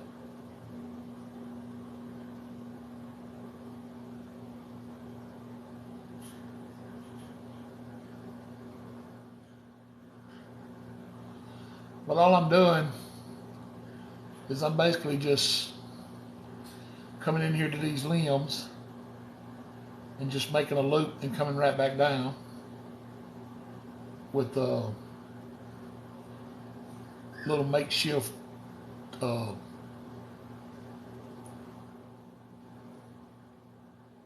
leaves or willow limbs that just come out and fall straight back down.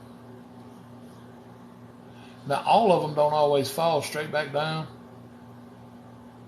Some of them will go straight out until they get long, long. But that's basically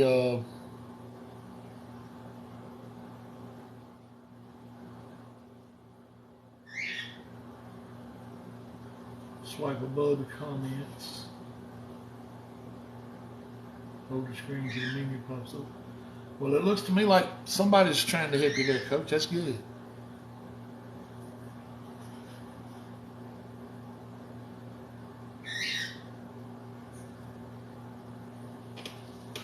Let's think about the ladies in here. They will, he slid me out the door. Oh my God, that was too funny. He slid me out the door. Whew. Now that was a good laugh right there. Slid her out the door. Oh god. I love this stuff. Y'all make me laugh every night. All right, willow trees have little small leaves. They don't have real big, crazy looking leaves. They have kind of small leaves. And one of the things you can do is you can take a fan brush and take your fan brush just anywhere on your palette and come up here and just smash it. Just smash that fan brush until you get the bristles open. Then you can come up here and touch it into your dark color, like the brown,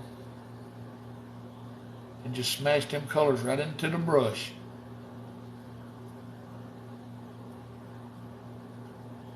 Because you want the brush spread for this right here. You don't want it real tight. Smash the brush, yes. All right. Come right back over here and just at random pick you a couple of little limbs. Start with the edge of the fan brush and just start tapping you on some little leaf looking patterns.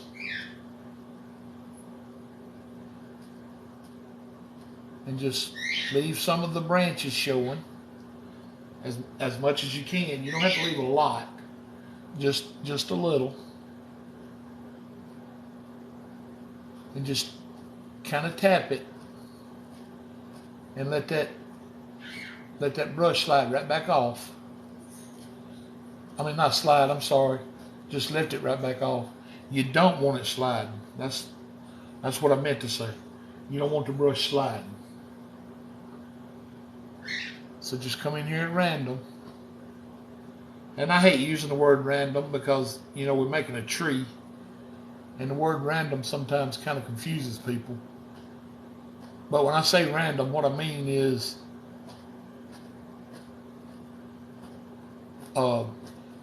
you don't want to cover up every limb. You want some of your limbs to be seen. Yeah, just dab on some little leaf looking objects. But don't cover up all your limbs. And you got to leave a little space in here because you want some light to shine through in some places. But now some willow trees are so full that you can't see through the limbs.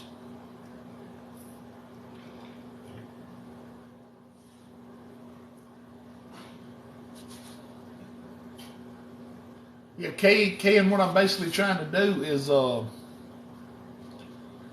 I'm trying to form the tree, but at the same token, I know it's impossible to come up here and cover every limb.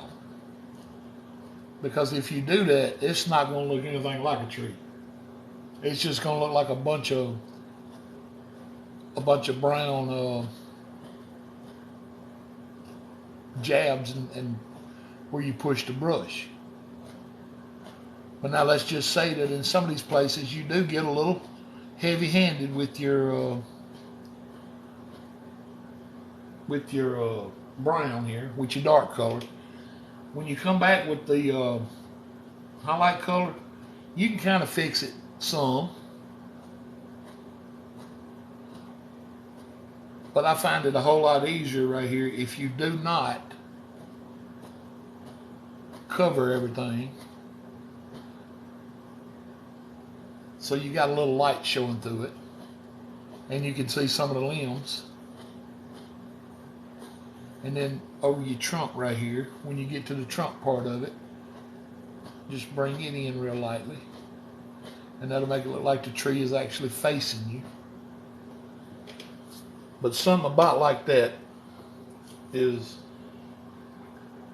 kind of the neighborhood you want to be in. As you roughed in tree. Or you blocked in tree, I guess I should say.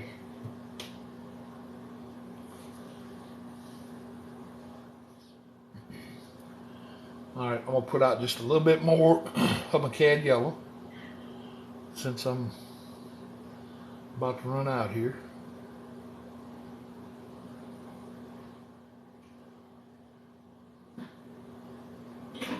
And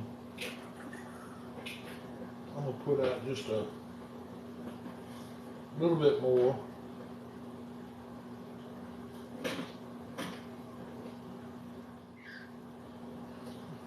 All right, I got a color over here that's called a yellow green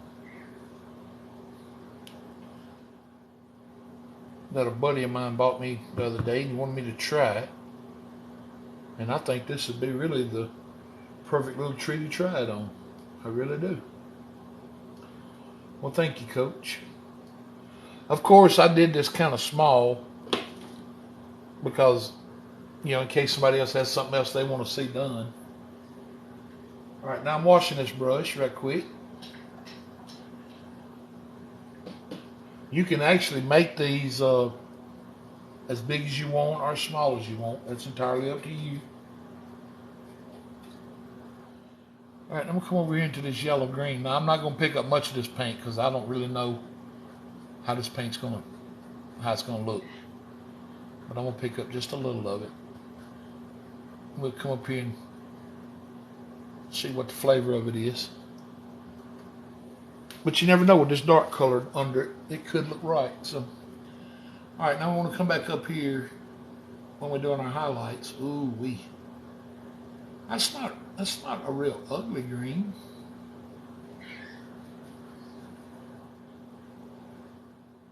I think I'll just use it for this video.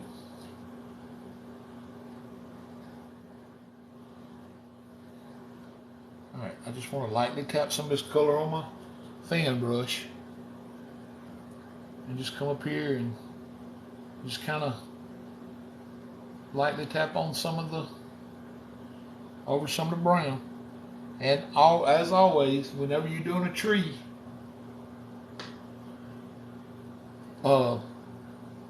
just make sure you leave yourself some dark. Now don't ever cover up all your darks. All right, starting to get that brown color, so I'm going to thin it out a little. Anytime you see color not coming off your brush right, pick you up just a little bit thinner. Love to see the second tree you did in fall colors.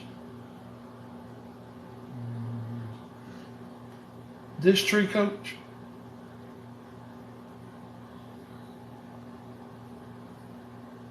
Alright. I'm going to come over here in my yellow and my green now and just mix me up another color.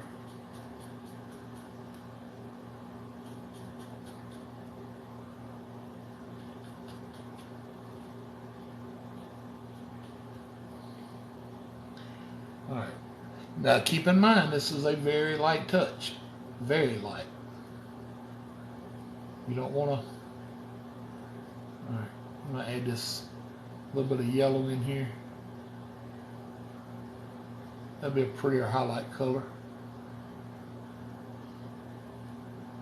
Now you can use whatever color shade of green you want to use when you go to highlighting your own. Just remember that whenever you go to highlighting up here, you want to make little small leaves, just small touches. But at the same token, you don't want to kill all the darks. And you definitely don't want to kill all the blue. Because that's the color we kind of wanted to save. So we could see through our tree. But as long as this fan brush is open, or you may have another old brush of some kind that the bristles are already open on. And if you got one of those that you can dedicate to this, it'll work just as fine.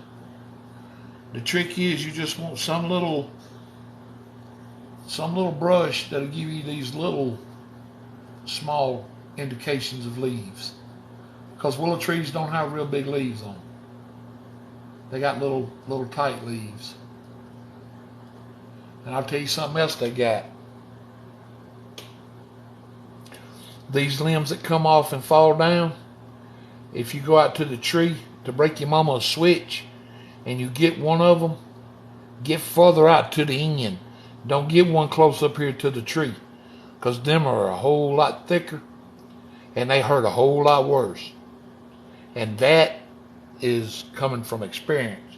That's not something somebody told me. If you move out to the end a little bit, they don't hurt quite as bad. They'll still wrap around your leg when she whoops you, but these back here, they don't break as easy. These out here, they kind of break a little bit. All right, so then you just keep this up all over the entire tree until you get to where you're pleased with it. But just make sure you don't kill all this dark color, because if you can't see through here and see into the darkness of it and see some of the limbs,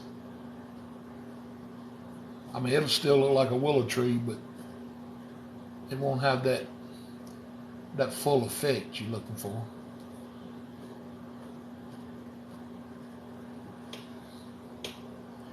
And then when you get down to the bottom, you can always pull your tree down a little further if you need to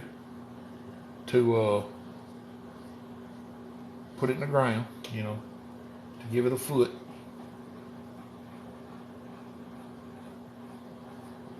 Oh God, I hate when they braid them. Ooh. Well, thank you, Kelly. All right, there's Oils with Mick that I was mentioning earlier. He just came in. Whoever mentioned Batman. Mick painted Batman. Now, if you got a real old willow tree, they'll come down and drape. Some of them will touch the ground. But my daddy always used to keep his thin where he could get under with the lawnmower or trimmed. Because we had a big, huge willow tree in our front yard. And I've got many whoopings with limbs off of it. Hey, Connie, how you tonight?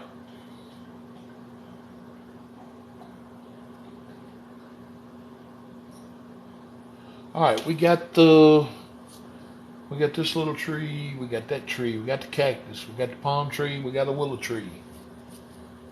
Whew. Coach said he'd like to see this tree done in a fall color.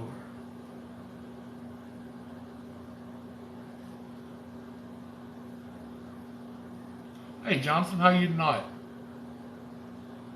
Like a tree. Well, Connie, tonight was supposed to be if you was having trouble with anything kind of night. I was going to try to help you with that particular issue. And tonight, everybody seems to be, their problem seems to be trees. So that's all I'm really painting is trees. Yeah, Coach, that's basically all you would do is just add your dark color, which all I used was brown and green, and then highlight it with any fall color you want to.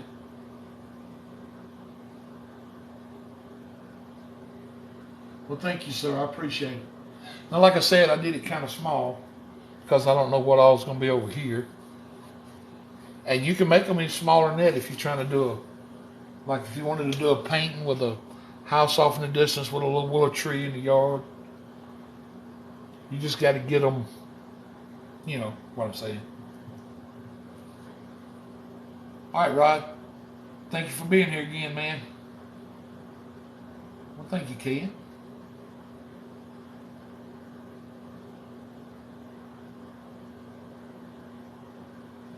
All right, I saw Mick's name come in. I don't know if he stayed or not. He may have left. I don't know.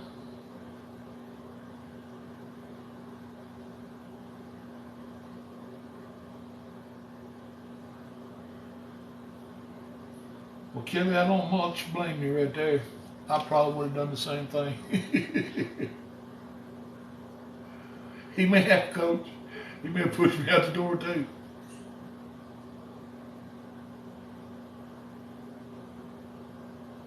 Well, thank you, Karen. I really appreciate that. Coach, I'll tell you a color you can highlight this little tree with, real pretty fall color, is alizarin crimson and oh goodness, alizarin crimson and yellow ochre. Mix those two a little bit, and it would it'd make a real pretty fall color. I use that color a lot in my paintings. It gives you a little peach color, and if you add just a little bit more, it'll take it to the orangish side of that peach color, like later on in the fall. I used a 1-inch brush to make the base of the tree back in here. Then I used my little oval brush to do the highlight. Biden, here's an apple tree right here. This is an apple tree right here. If I can get my hand out, that's an apple tree. Yes, sir. Thank you for watching. I appreciate y'all being here. The only thing, Biden, is right now these apples are not ripe. Man, if you'd have been here a couple months earlier, or I mean later, you'd have seen the apples. So,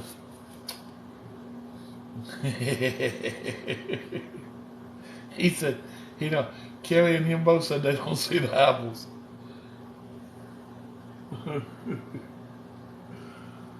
Brushes are the main thing you struggle with. I know what I'm supposed to do, but it never works in your favor. They tend to do that sometimes, Jonathan. Sometimes they'll take on their own little attitudes, and they don't want to do what you want them to do sometimes. And I'm being serious when I say that, because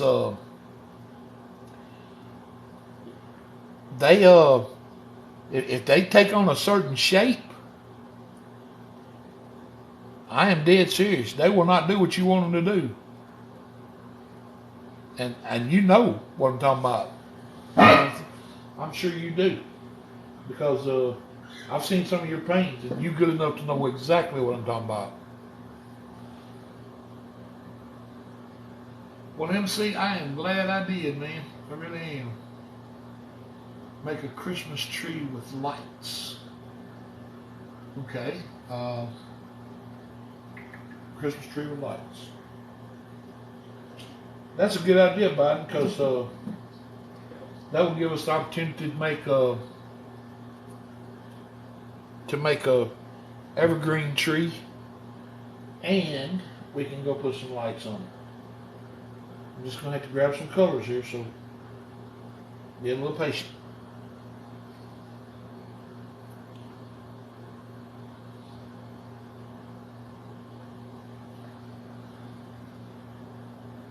All right, Ken, you have a great night, buddy. Thank you for being here.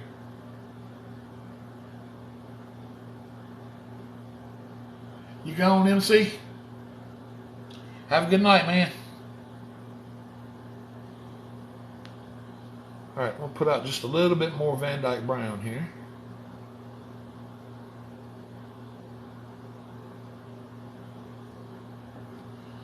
Well, I'm sorry I didn't get to it earlier, Coach.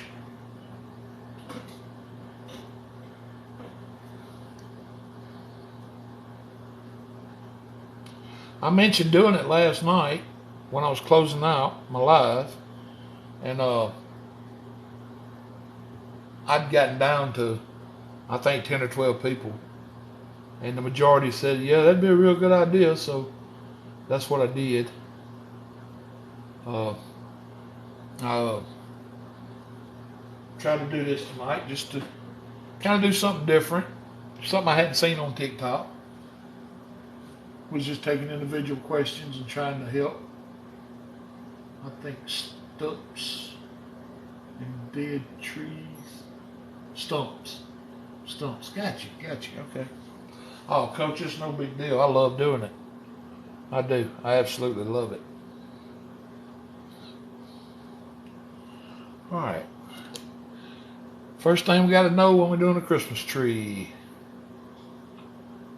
Yeah, I hadn't seen nobody else do it either, Kelly, and that's kind of what I thought. You know, it'd be something kind of different and kind of fun. All right, to do an evergreen tree, I always start out with a dark base. So first thing I'm going to do is mix me a little bit of Van Dyke Brown and Sap Green. I'll even come over here and get a little of this Prussian Blue and throw in it. I just want a good dark color. And out of what I got on my canvas, these will be about the darkest I can make one right now. And you got to load that brush. Load the brush full of paint. Okay. Now, you start out with the indication where you want your tree to start. Now you can give yourself an entire trunk if you want to, all the way down. Like that. That's entirely up to you. Or you can stop up here.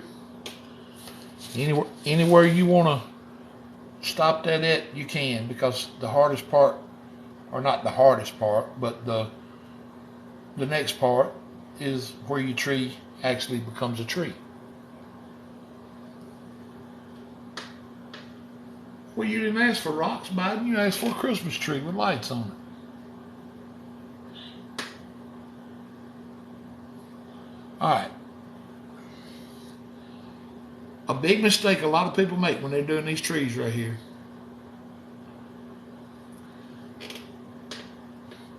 is they'll come in with that brush straight, just like this. And you can't do that. You want to come in with the corner and tip that brush kind of down at an angle, like so, and give it a little twist. Not much, not this much, but just a little. And come right up here at the top and start real small. Just touch. Just like that. And then when you start coming down, just start in the middle and work your way out. Drop down and work your way out. Drop down and work your way out. Just like so.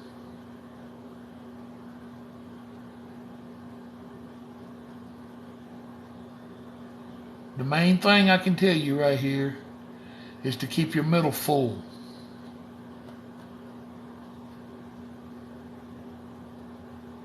But you got to have that brush at a little bit of an angle when you're bringing it out. Don't try to turn your brush to make this happen. Use the pressure. Use the pressure. See how that brush is bent right there? If you look at it head on, see how that corner's bent up? The only reason it's bent up like that is because it's got that much paint in it. And that's the angle I'm using it at. But when you use this brush at an angle like this, that's what gives you that little pull down under these. See? Just in and out. That's all you're doing. And then the further you go down, the more pressure you use. And when you get through, look how that brush is bent. If you can see it. That corner is bent up. I hope y'all can see that. And that's all because that's how I was pressing it coming down. That's the only reason.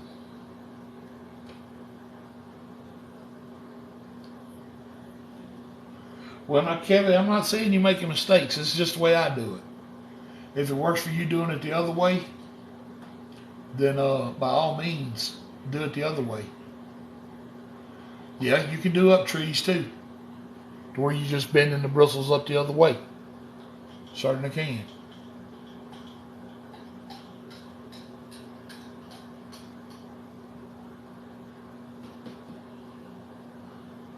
All right, and then when you come over here, clean your brush. Just clean it a little. Make sure it's good and dry. Then come back to your green. Grab you just a little sap green. Come up here into the yellow. And just pull it straight down into it until you get a color you're happy with. And that really depends on how bright you want your tree to look. Or how natural you want it to look. And then get just a small drop. A very small drop of thinner. And add to your color. Now if you're trying to make them look realistic, like if you're doing a painting and you really want your trees to stand out, come over here and get you a little bit of that little color we used to highlight these other trees with earlier. With your knife, just get you a little small roll. Come up here and just come to the center and just touch you on just a little bit of highlight for your trunk. And it don't take much of that color at all. At all. Now take your knife. Now I use just this little heel right here on my knife. Come up here and place it in the middle of your tree. And then come out and push it up like so. And that gives you that sharp point out on your tree. I've seen people try to do it with the whole knife. And you lose control of it, and it'll slide off one way or the other. If you use just that heel and take your time, you can make that a whole lot easier. And that's of course preference too. So, all right, the weeping willow looks phenomenal. The other trees are great also. Well, thank you. I appreciate that, Melissa. All right, now we come in here to highlight. I always like to start with my brush straight in like this and touch it straight on to my canvas like that. And that way I got that top part already highlighted. So I don't have to struggle trying to get in there that little bitty color, the first couple. I don't have to worry about those now.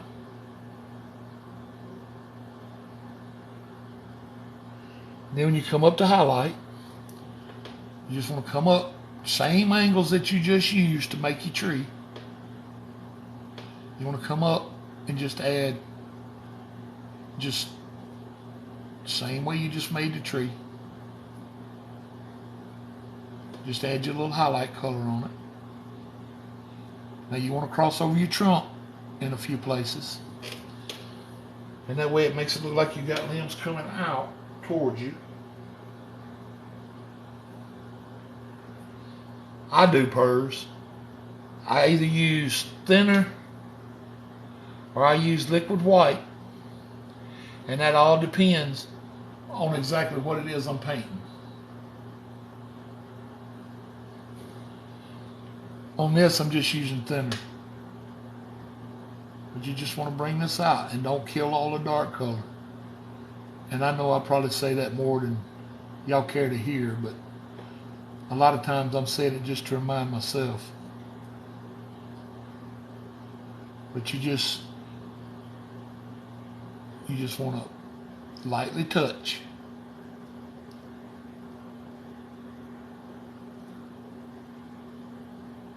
And then a lot of times, depending on which direction your sun is actually coming from or your light, it don't so much have to be the sun.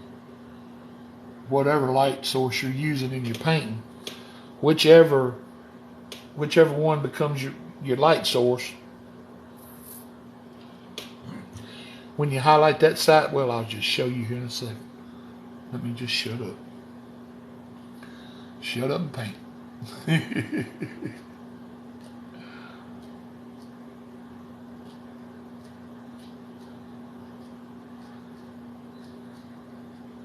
All right, about like that is all you need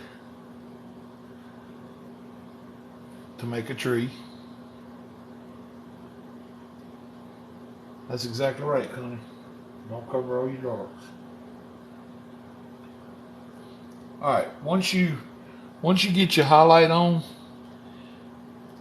come over here and pick you up just a tad bit of white. And it don't take much white, believe me, at all. Bring it right back into that color that you was just highlighting with.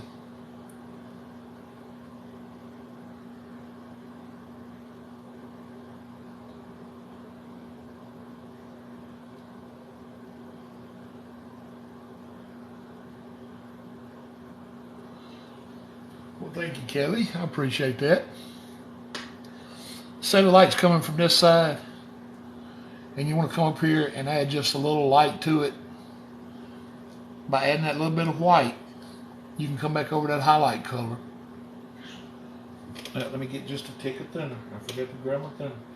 You always got to have the color thinner than the color that's up there. And like I said, it don't ever take much thinner, just a drop. But you want to come back up here on this side and just add you just a little bit from the center out on a couple of these limbs. Very little bit. It don't take much at all. But come from like the center out and just touch it on in a few places. And there again, don't kill all your dark, and don't even kill all the highlights you just added. And that will make your tree appear to be a little more round. But don't do this side, just this side, the side that the light's coming from. So you got your base color, you got your highlight color, then you got your last highlight color. Well, thank you, Jonathan. I appreciate that. Now, I know a lot of times when I'm painting, these don't turn out this good.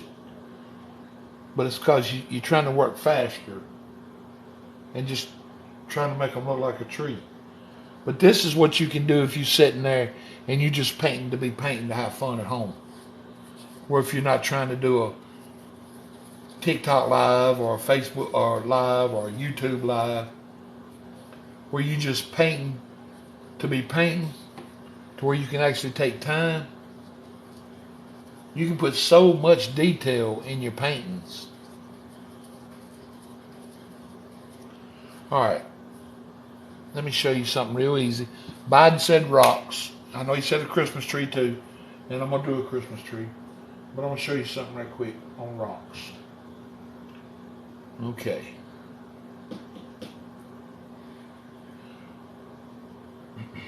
All right. With a filbert brush, it's got a little bit of thinner in it. Let me show you how I do this. Come right up here in the brown, in the Van Dyke brown. Pull right through the Van Dyke brown on both sides, just like that. Now, whatever color you want to highlight with, in this case, we're going to use white. Let's bring this brush right through the white on that one side. Now, we picked up a little bit of green, but that ain't no big deal. Okay? Now we got brown on one side and white on the other. But in this case, like I said, we got white green. All right. Take this filbert brush. I'm gonna do it right here at the base of this tree to give it some rocks around it. Kind of kick it over to the side a little bit and just take that brush and just roll it. Just like that. And it'll, don't do that. Don't let it kick up on you like that. But you want to have your white side up, your light side, whatever color it is you're using to highlight with. And you want the brown on the bottom. And it's just a little, just a quick little,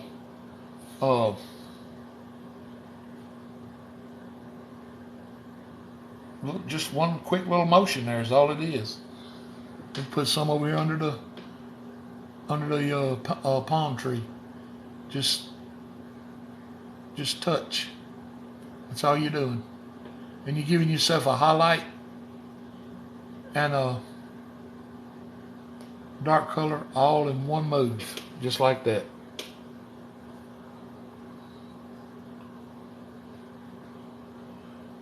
I hope that helps with some rocks, Biden. I hope that helped you with a little bit of them.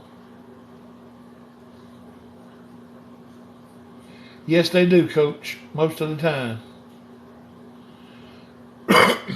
Yep, still on, Moni. Got everyone settled in. Awesome. All right, now, this evergreen right here is different than a Christmas tree. And let me show you what I mean by that.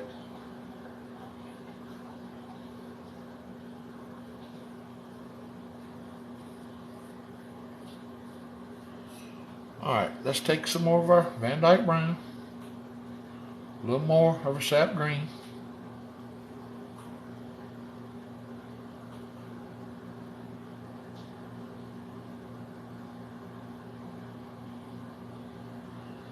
I don't know how to fix that, Austin. Sorry, buddy. All right. To do a Christmas tree, let me get my hand out of the way here. I'm going to make it a little smaller than I would a regular evergreen. Okay?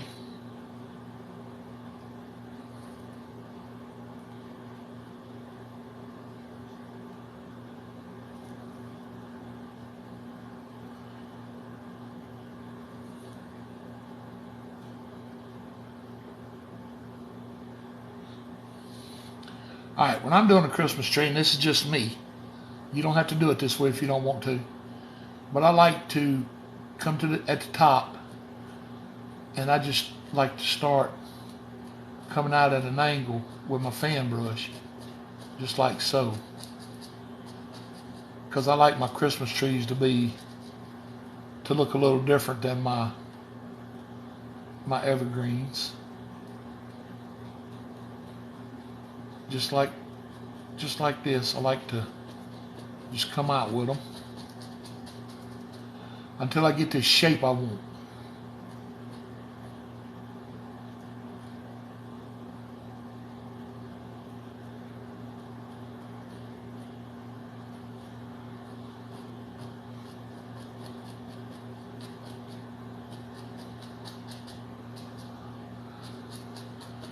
Because I think a Christmas tree looks better when it's kind of fuller, if that's even a word.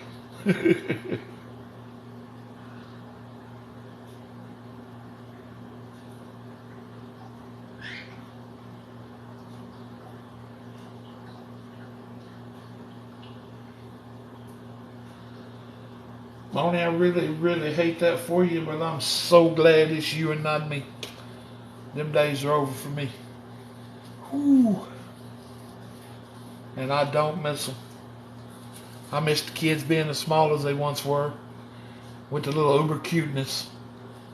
But, oh, I do not miss all that wah, wah, yeah, yeah.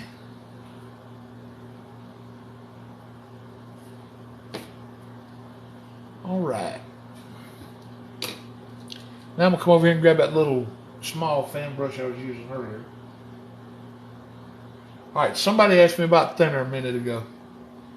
I don't remember who it was now. But this is one of them instances that if I were painting a painting, I would use a little bit of liquid white to tone down my white. Because sometimes thinner will get contaminated with the color that's in your bucket.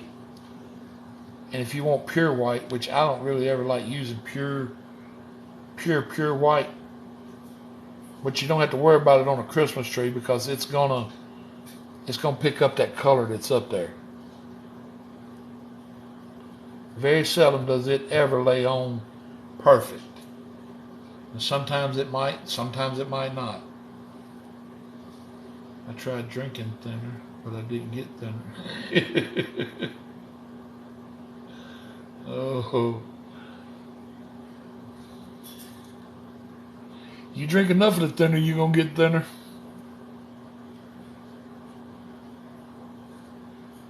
All right, now, just like I showed you a while ago, start at the top, and that'll give you your initial little white up there.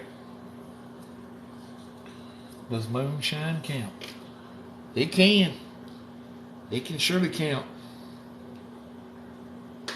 It can count from 10 down to 0 and knock you out when you get to 0. All right, then we just want to start just kind of lightly giving ourselves some little highlights and just making our limbs ourselves with white paint. Now, I know we started with that green base and we didn't have all these little limbs, but I find out for me, and like I said, I always say this is what works for me. I'm not saying this is the way you should do it. I'm just saying this is what works for me. But I like making my entire limb with the white. That way it holds the snow a little better, because it is the limb. The whole limb is white. Now it'll go to picking up some of the green, but with you using just the white,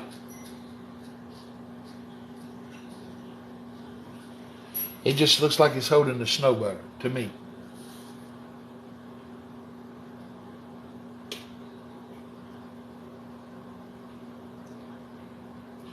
And keep in mind, this is a Christmas tree, not an evergreen.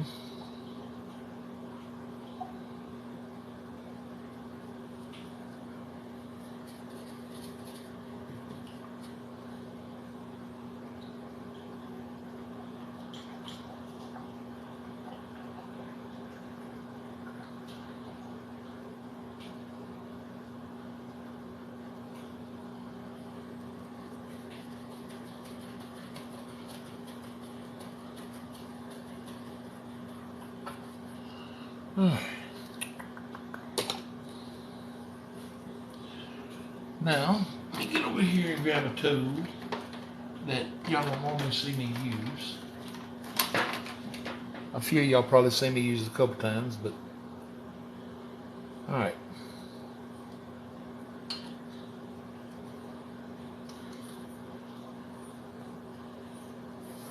This is called a paint eraser. If y'all can see this, this is what it's called, a paint eraser. All right. What I like to do, if I'm doing a Christmas tree, is I'll take my paint eraser and I'll come up here and I want to just set it on there and just rub it. And then wipe it off. Come out here and just make a little small circle and wipe it off. And I'll do this at random over this tree in just different places. Now, I don't know if y'all can see what it's doing.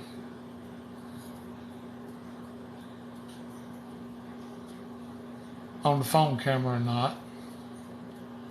But what it's doing is it's carrying that paint all the way back down to the canvas. When you lift it straight off like it, there's nothing under there but canvas left. And that's because all I'm doing is making a little small circle. And then lift it right back off. Don't let it drag on you, or else it's going to wash a lot of paint off. Or erase a lot of paint off. And don't let it slide, because if it slides, it's going to, wherever it touches, it's going to take that paint with it. That's what it was built to do. But I'm just at random making little circles. That's all I'm doing.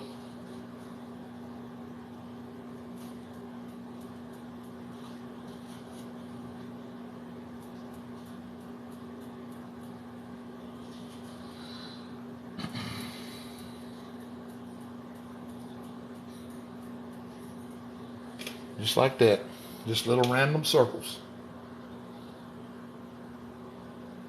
It is a rubber tip, Archie. They're just rubber tips. This is actually one that's got the little pointed tip. Then it's got the angle on that end. And this one is the one that's got that crazy little end with the half circle, and then the flat angle.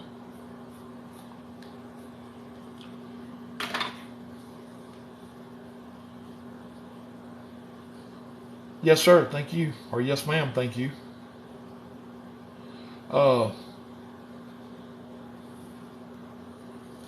Yeah, Kelly, they are real good to have.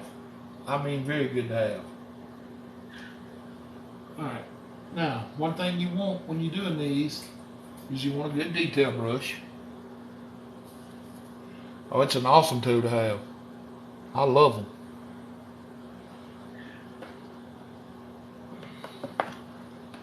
All right. Let's see, what colors would we want on our tree? We'll put us a yellow ball on there because we got some yellow out. And wouldn't you know, I don't have any red, so just for class purposes tonight, or just for what I'm doing, I won't say class, I'm going to put out a little bit of phthalo blue too. I'm not going to say the word, because I know there's somebody sitting out there right now waiting on me to say it. And I'm not going to do it. I'm not falling into that trap.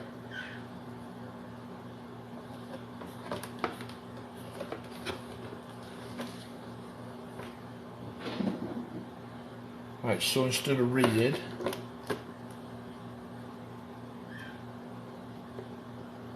I will use just some alizarin crimson for this purpose tonight.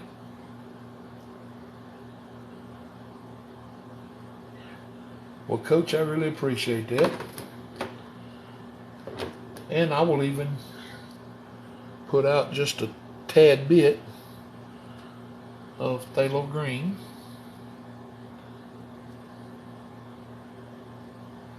Believe me, you ain't got to put much paint out for this session. I do have some red out. Dad, burn it. Oh well. Alright, I'm going to put just a drop of red on my canvas. I won't take much of that either.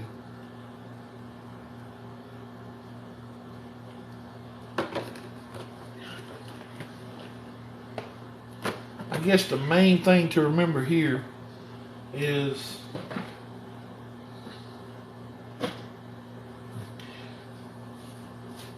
like if you were doing little balls on your tree. Now you can do lights as well, but to do lights, come up here and take off some more paint after this step. And for lights, all you gotta do is just use white and whatever color you want your lights to be. But come up here and just give yourself, like right there's a red one. And we'll come over here and we'll make a red one right here. And whoever's on that apple tree, if you want to turn it into an apple tree, now it's time to go up there and put you some red up there. So, and then we'll do a little red one right here. And all I'm doing is just tapping where I erased that paint at. And just a little round shape of an ornament ball. You know, the little balls that you hang on a tree. And I'll do another one right here. And I'm just doing these at random. You can put as many as you want on your tree. You can do whatever color you want to do on your tree. It's It's entirely up to you. I mean, it's your world kind of deal right here. All right, now to get the blue to show up, if it don't show up good, like right here, I'm gonna use a little of the phthalo blue. If this don't, well, it did. Okay. All right, that's a blue ornament. I'm not gonna say it's a blue ornament, and I'm leaving it at that. I'm not falling into that trap tonight. All right, then I'll come over here, and I'll add another blue ornament.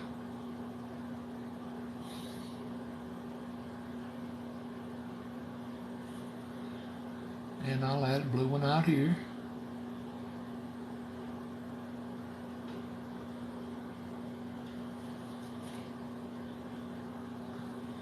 And I'll put one down at the bottom down here. Just right there.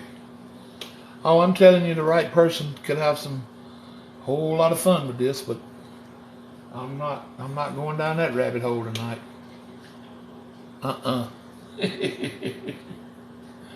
Just ain't doing it.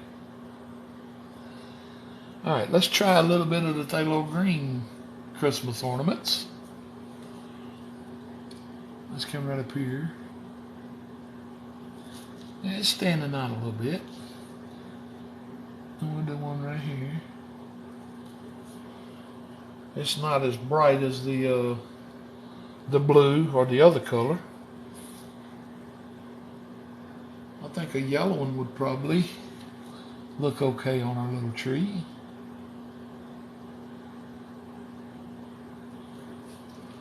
The yellow one's not really showing up that great either.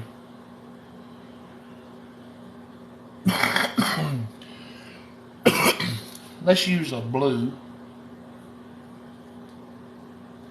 with a little bit of white, thinning it down. And we'll get us a little light blue Christmas ornament. And we'll take a couple of little light blue ones and add them. They're not standing out extremely well either, but at least they're on here. Now, that's how you can pretty much do a Christmas tree with now if you do this type of Christmas tree in a night scene and you come back up here with that little eraser and you take out just a few more spots and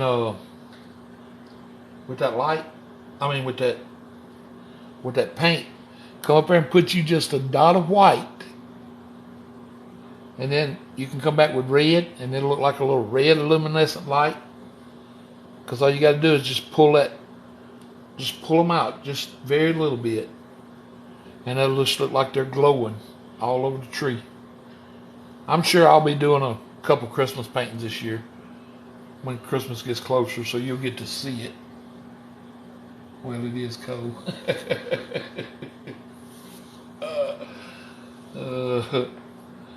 All right, so what we did tonight, we did a little bushy leaf tree. We did a more realistic type tree. We did some rocks. We did a bush. We did that dreaded cactus. We did a quick palm tree, a willow tree, an evergreen tree, and we did a Christmas tree. And it just seems to me like everybody was having tree questions tonight. The one question that I was sure was going to pop up didn't. And that's how to get the paint to break on mountains. I figured for sure that was going to be one, but it wasn't. That surprised me. Or clouds. I thought for sure I'd get one on clouds. So, I don't know. Everything's about trees tonight. But I do hope and pray it helps somebody with their trees if y'all been having trouble with them. Clouds, yes, she said. Well, thank you, Coach. I really appreciate that. Kelly, I don't know what you got planned for tomorrow, but I'll tell you what I'll do. Because I got to do a video on clouds anyway, I'll do that tomorrow. Because I also, in that same video, I got to show at the end of it how I clean my brushes and how I condition them. So tomorrow I'll do a sky with some clouds in it, and I will do how I clean and condition my brushes when it's done. And that way I can leave that cloud sky on the canvas and use it for another painting.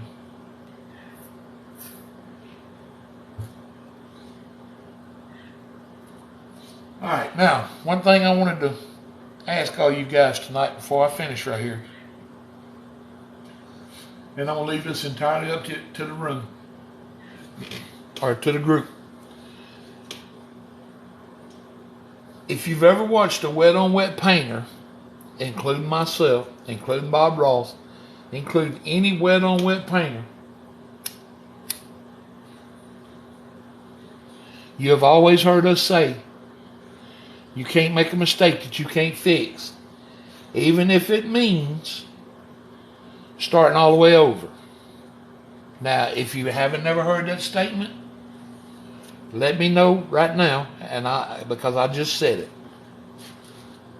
You can't never make a mistake in oil paint that you can't fix. If you've ever heard that statement, or tonight's the first time you've ever heard it, I'll say it again. If you mess up your painting so bad that you got to start all the way over, you can come up here and scrape all of this off and carry that canvas back down to a usable surface.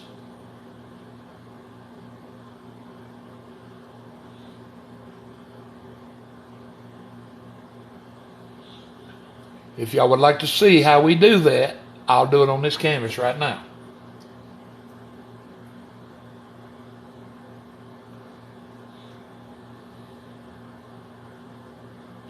I will show you how to take this canvas back down to where you can start over and do another complete painting on it. If you guys want to see that.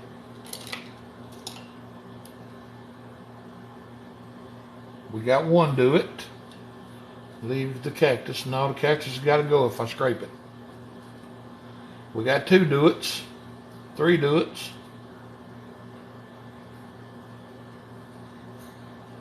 Four do it's. There's 11 people in here. So if we get to 6 do it's, it's done. That'll be a majority. We got 5 do it's.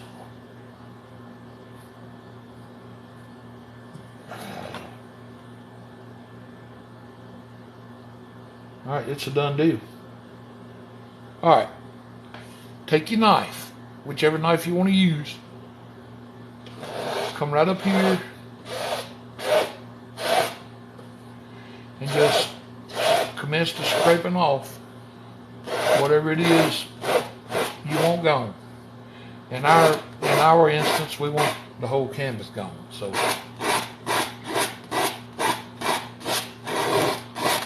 every tree, every rock, everything we just made, come up here and just scrape it off. That's all you got to do.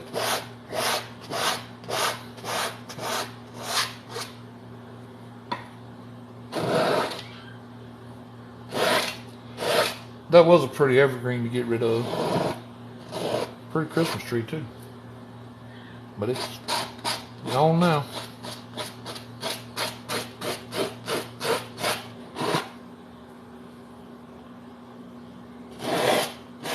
See?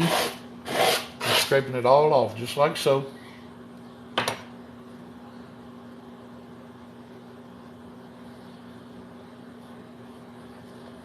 There was absolutely nothing on it, on that, Kelly, nothing. Just a straight knife. Now take your paper towel and come up here and just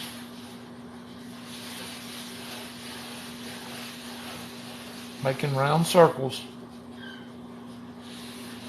Just rub all that color right out. Just like so.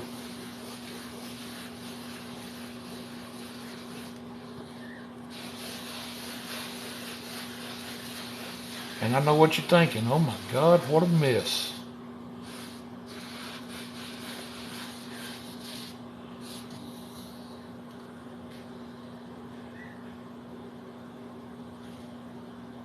Michael said it looks like my paint.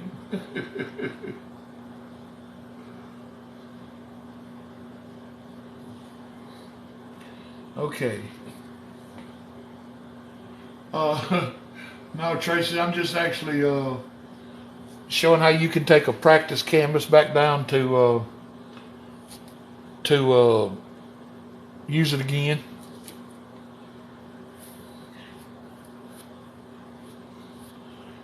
All right, now I'm gonna use a 2-inch brush, and I'm gonna come right up here. So the first thing I'm gonna do is I'm gonna put out just a little bit more white. You don't have to do this, but you can. Purrs, if it'll let me, I will. I just downloaded one on there today, but I will try again. Yeah, that's something you can go and tell everybody, Melissa, that you saw Harold paint magic trees tonight. He painted trees that automatically disappeared. All right, with a 2-inch brush, I'm gonna come up here. Let me show you. I'm just gonna come up here and pull me some white, just like that. I'm gonna come right up here in the blue and get me a little blue. And that's all I got on this brush is white and blue. That's it. The only 2 colors on here. And I'm gonna come right up here. Now white is a very opaque color. But anytime you mix white with another color, it takes on that color. So if you mixing it with the browns and the greens and the whatever other colors, it's gonna mix with those colors. There's just pretty much no way around it. All right, I'm gonna come over here and get just a drop of thinner. Just a drop, not much at all. Come back up here in the white, a little bit more blue. You can do the egg strokes. You can use the straight across strokes. That's entirely up to you.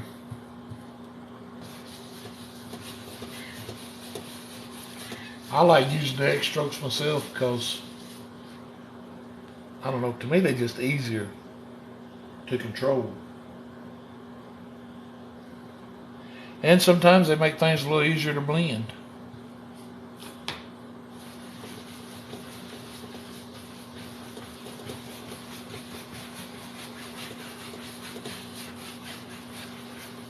All right, you just come up here, cover the whole canvas with that white and blue color, just like so.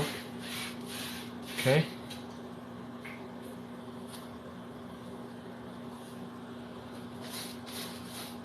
And then what if you say, well, I don't want a canvas that looks like that when I start my next painting.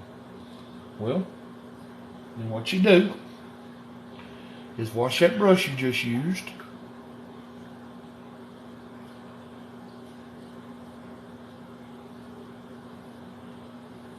That same 2-inch brush you just used. Okay.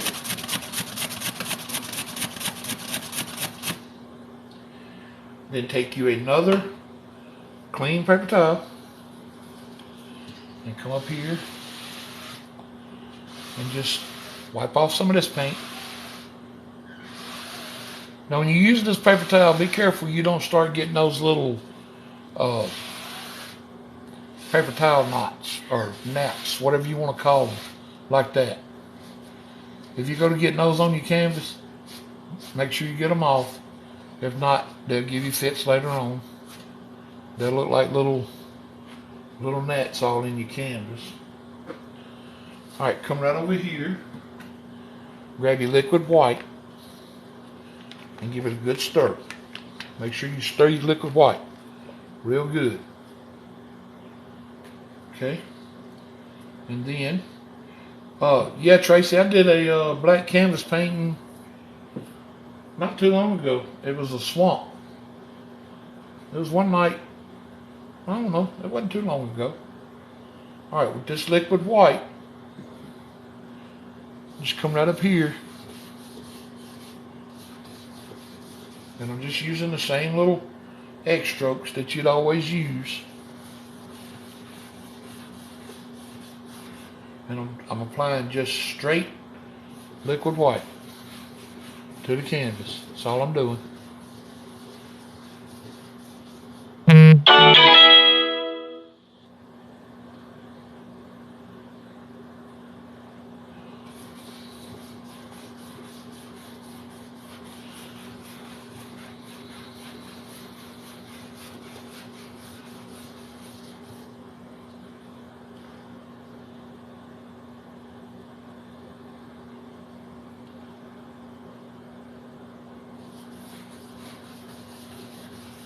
Yeah, I will in just a second, Kelly. Uh, yeah, Melissa, it is. Oh, you telling somebody? Okay.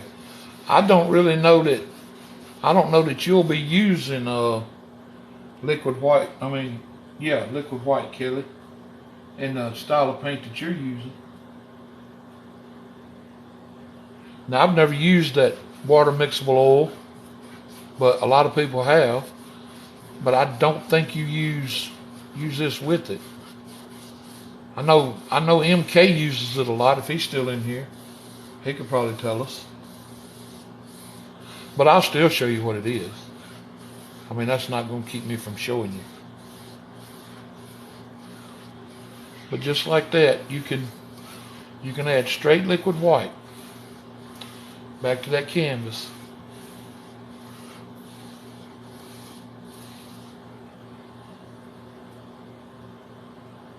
Now the thing about this is, if you wanted to get more paint off than what I did, you can put just a little bit of thinner on that paper towel.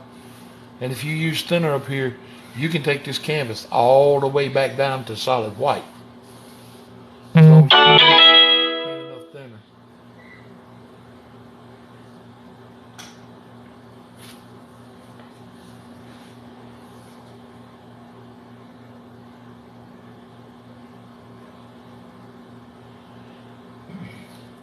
But liquid white is just a little thin white paint. It's linseed oil and titanium white paint. That's real thin, if you can see it moving in there. And it's what oil painters use to paint wet on wet. We apply a thin coat of it on our canvas before we ever start applying paint to the canvas. And it lets your colors blend, and it lets your colors slide, and it does all sorts of things like that. Now you just seen what I did tonight with putting it on top of this. This is the same canvas that I'm going to use tomorrow night when I come in here to paint them clouds that I was telling. I was telling you about Monday. Yeah. Same canvas that I'm going to use tomorrow night. And it'll have that liquid white on it. And unless our humidity changes tremendously, this canvas will still be wet tomorrow night. I'll be able to paint right over the top of it.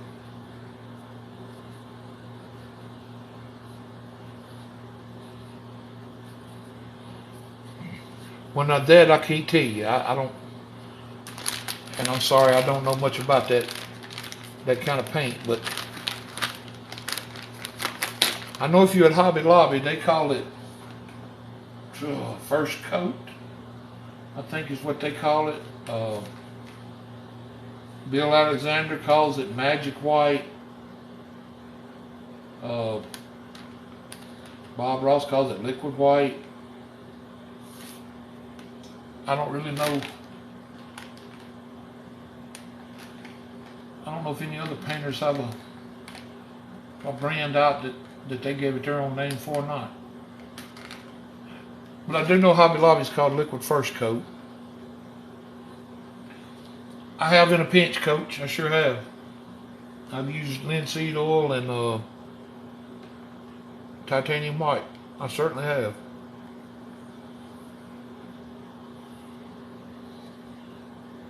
Now, was it the right mix? I don't really know. Did it work for me? It did work. So, but now I can't guarantee that it was the right mixture. But it did work. So,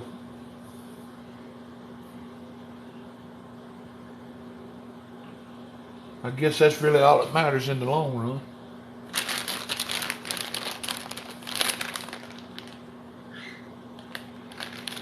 He did, Tracy, and that's because when Bob first started, for a few seasons there, he was still painting using Bill Alexander equipment, because Bill is the one that taught Bob the technique, and he was still using Magic White. He was still using the 2.5 inch brush. They don't make the 2.5 inch brush no more, but I've got one of the original 2.5 inch Alexander brushes that I acquired a few years back, and I also have the one of the original 1 inch Bill Alexander brushes, and I have a couple of Alexander brushes that they don't make anymore, but I don't paint with them now. I just put them up. Thank you, Austin. I appreciate it.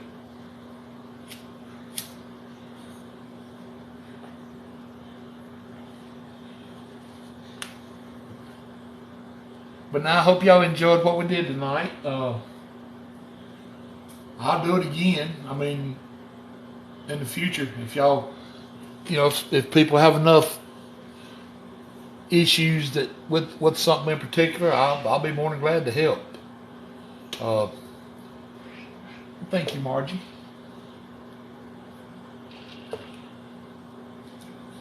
I just hope everybody will go check out my YouTube channel. And if you like it, hit that subscribe button. And if you don't like it, hit the subscribe button and tell people about it.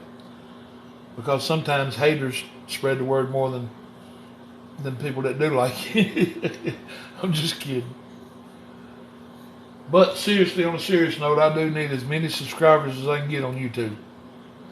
And I really hate to keep saying that, ladies and gentlemen, I really do, but that's one of my goals. I want to get to 1,000. And my time is running out. I'm down to 30-something days. So, oh, you're very welcome, Michael. Thank you for being here.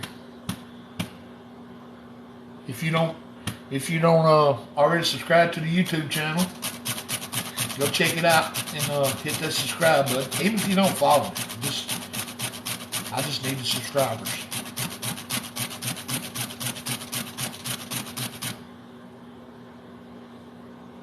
Well, thank you, Melissa. I had 9/11 when you went, Kelly. All right, well, that puts me down in the 80s now then. So now I need 89. We're getting closer. Well, thank you, Dunya.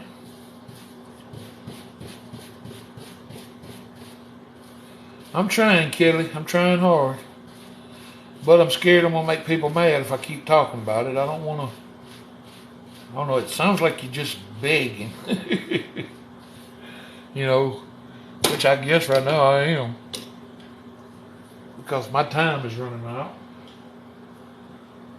And desperation has set in. So they'll be fine, huh? Well, thank you, Melissa. I appreciate that. Well, Kelly, that's awesome. Thank you so much. And like I said, tomorrow night, I'll use the same canvas that I got up here, and I will do I'll do 3 or 4 different types of clouds in the sky.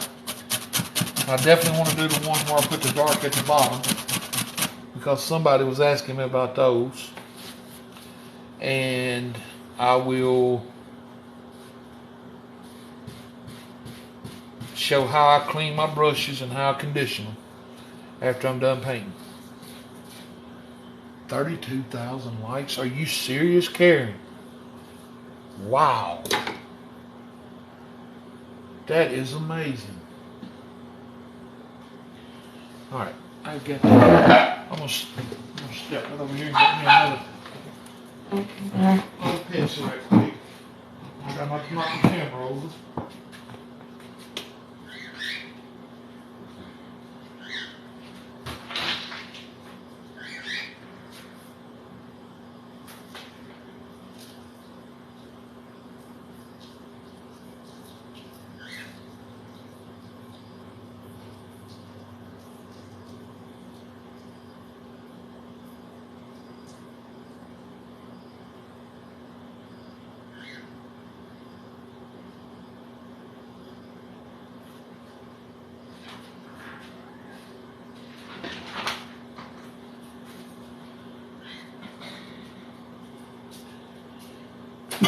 $32,000 likes. Wow.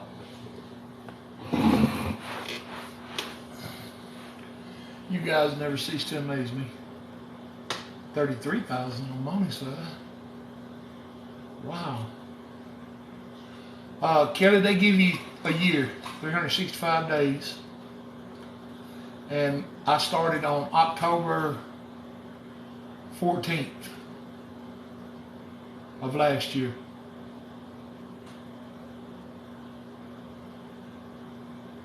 So however many days that is.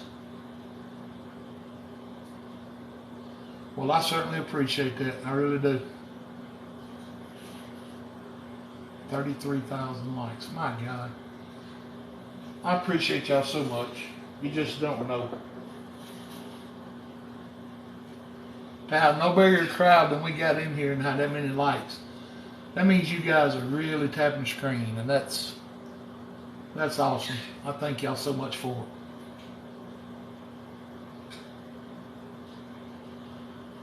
What you gonna try, Coach? Or is it?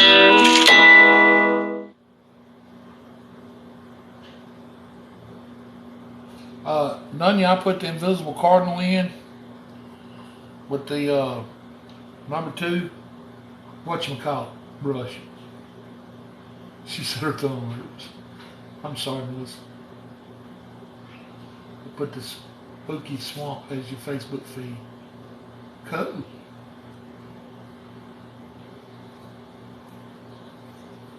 One video of politics. And I'll have 1 million subscribers. You had a good brush, done. A gaming channel with about 800 subs. I'll make you a video and tell everybody. Oh, Coach, that's just too cool. Love you, man. Thank you so much. That would be awesome. And Kelly's wrist is hurting. Melissa's thumb's hurting. Locksmith said his fingers was hurting when he left. On Facebook, Tracy, I am Harold Weeks. And on YouTube, I'm just painting with Harold. On TikTok, I'm painting with Harold Weeks. I added my last name. For some reason, I did it on TikTok and not on YouTube. I don't know why I did that.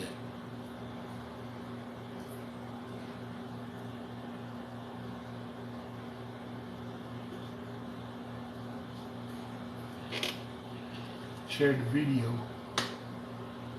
I'm playing in the background. What am I playing? Yeah, Etsy's also painting with Harold.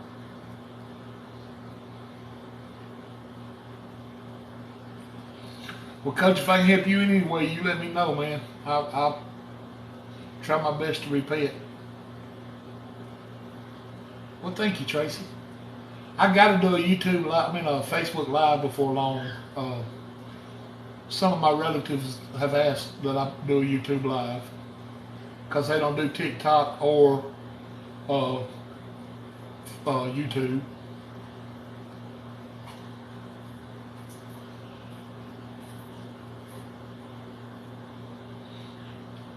Oh, well, I'll definitely do some more of them, Coach. Anytime somebody needs help, all I gotta do is ask, and I'll do them.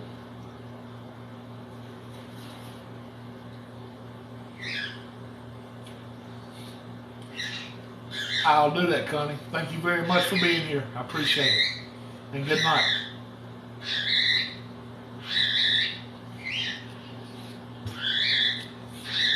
Normally, before I sign off every night, I take the camera out of the holder and give y'all a close-up, but I don't think y'all want a close-up of a blank screen.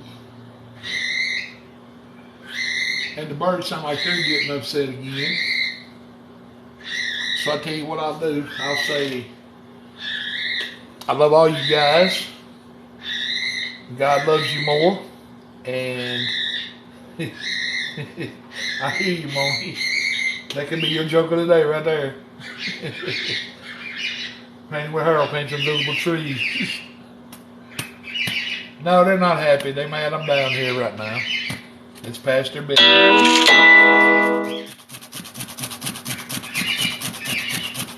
But seriously, thank you guys so much. And like I said, I love all of y'all. God loves you more.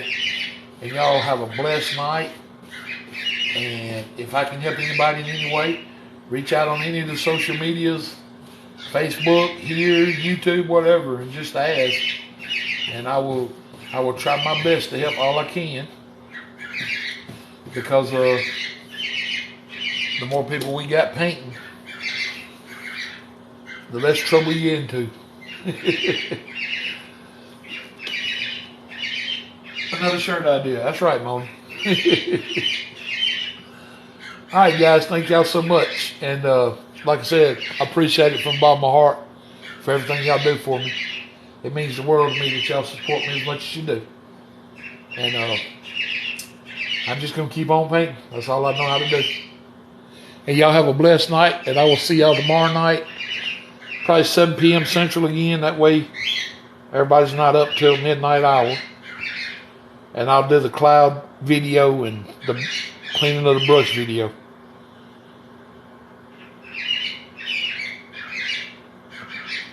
So I'll see y'all tomorrow night if you make it. Good night.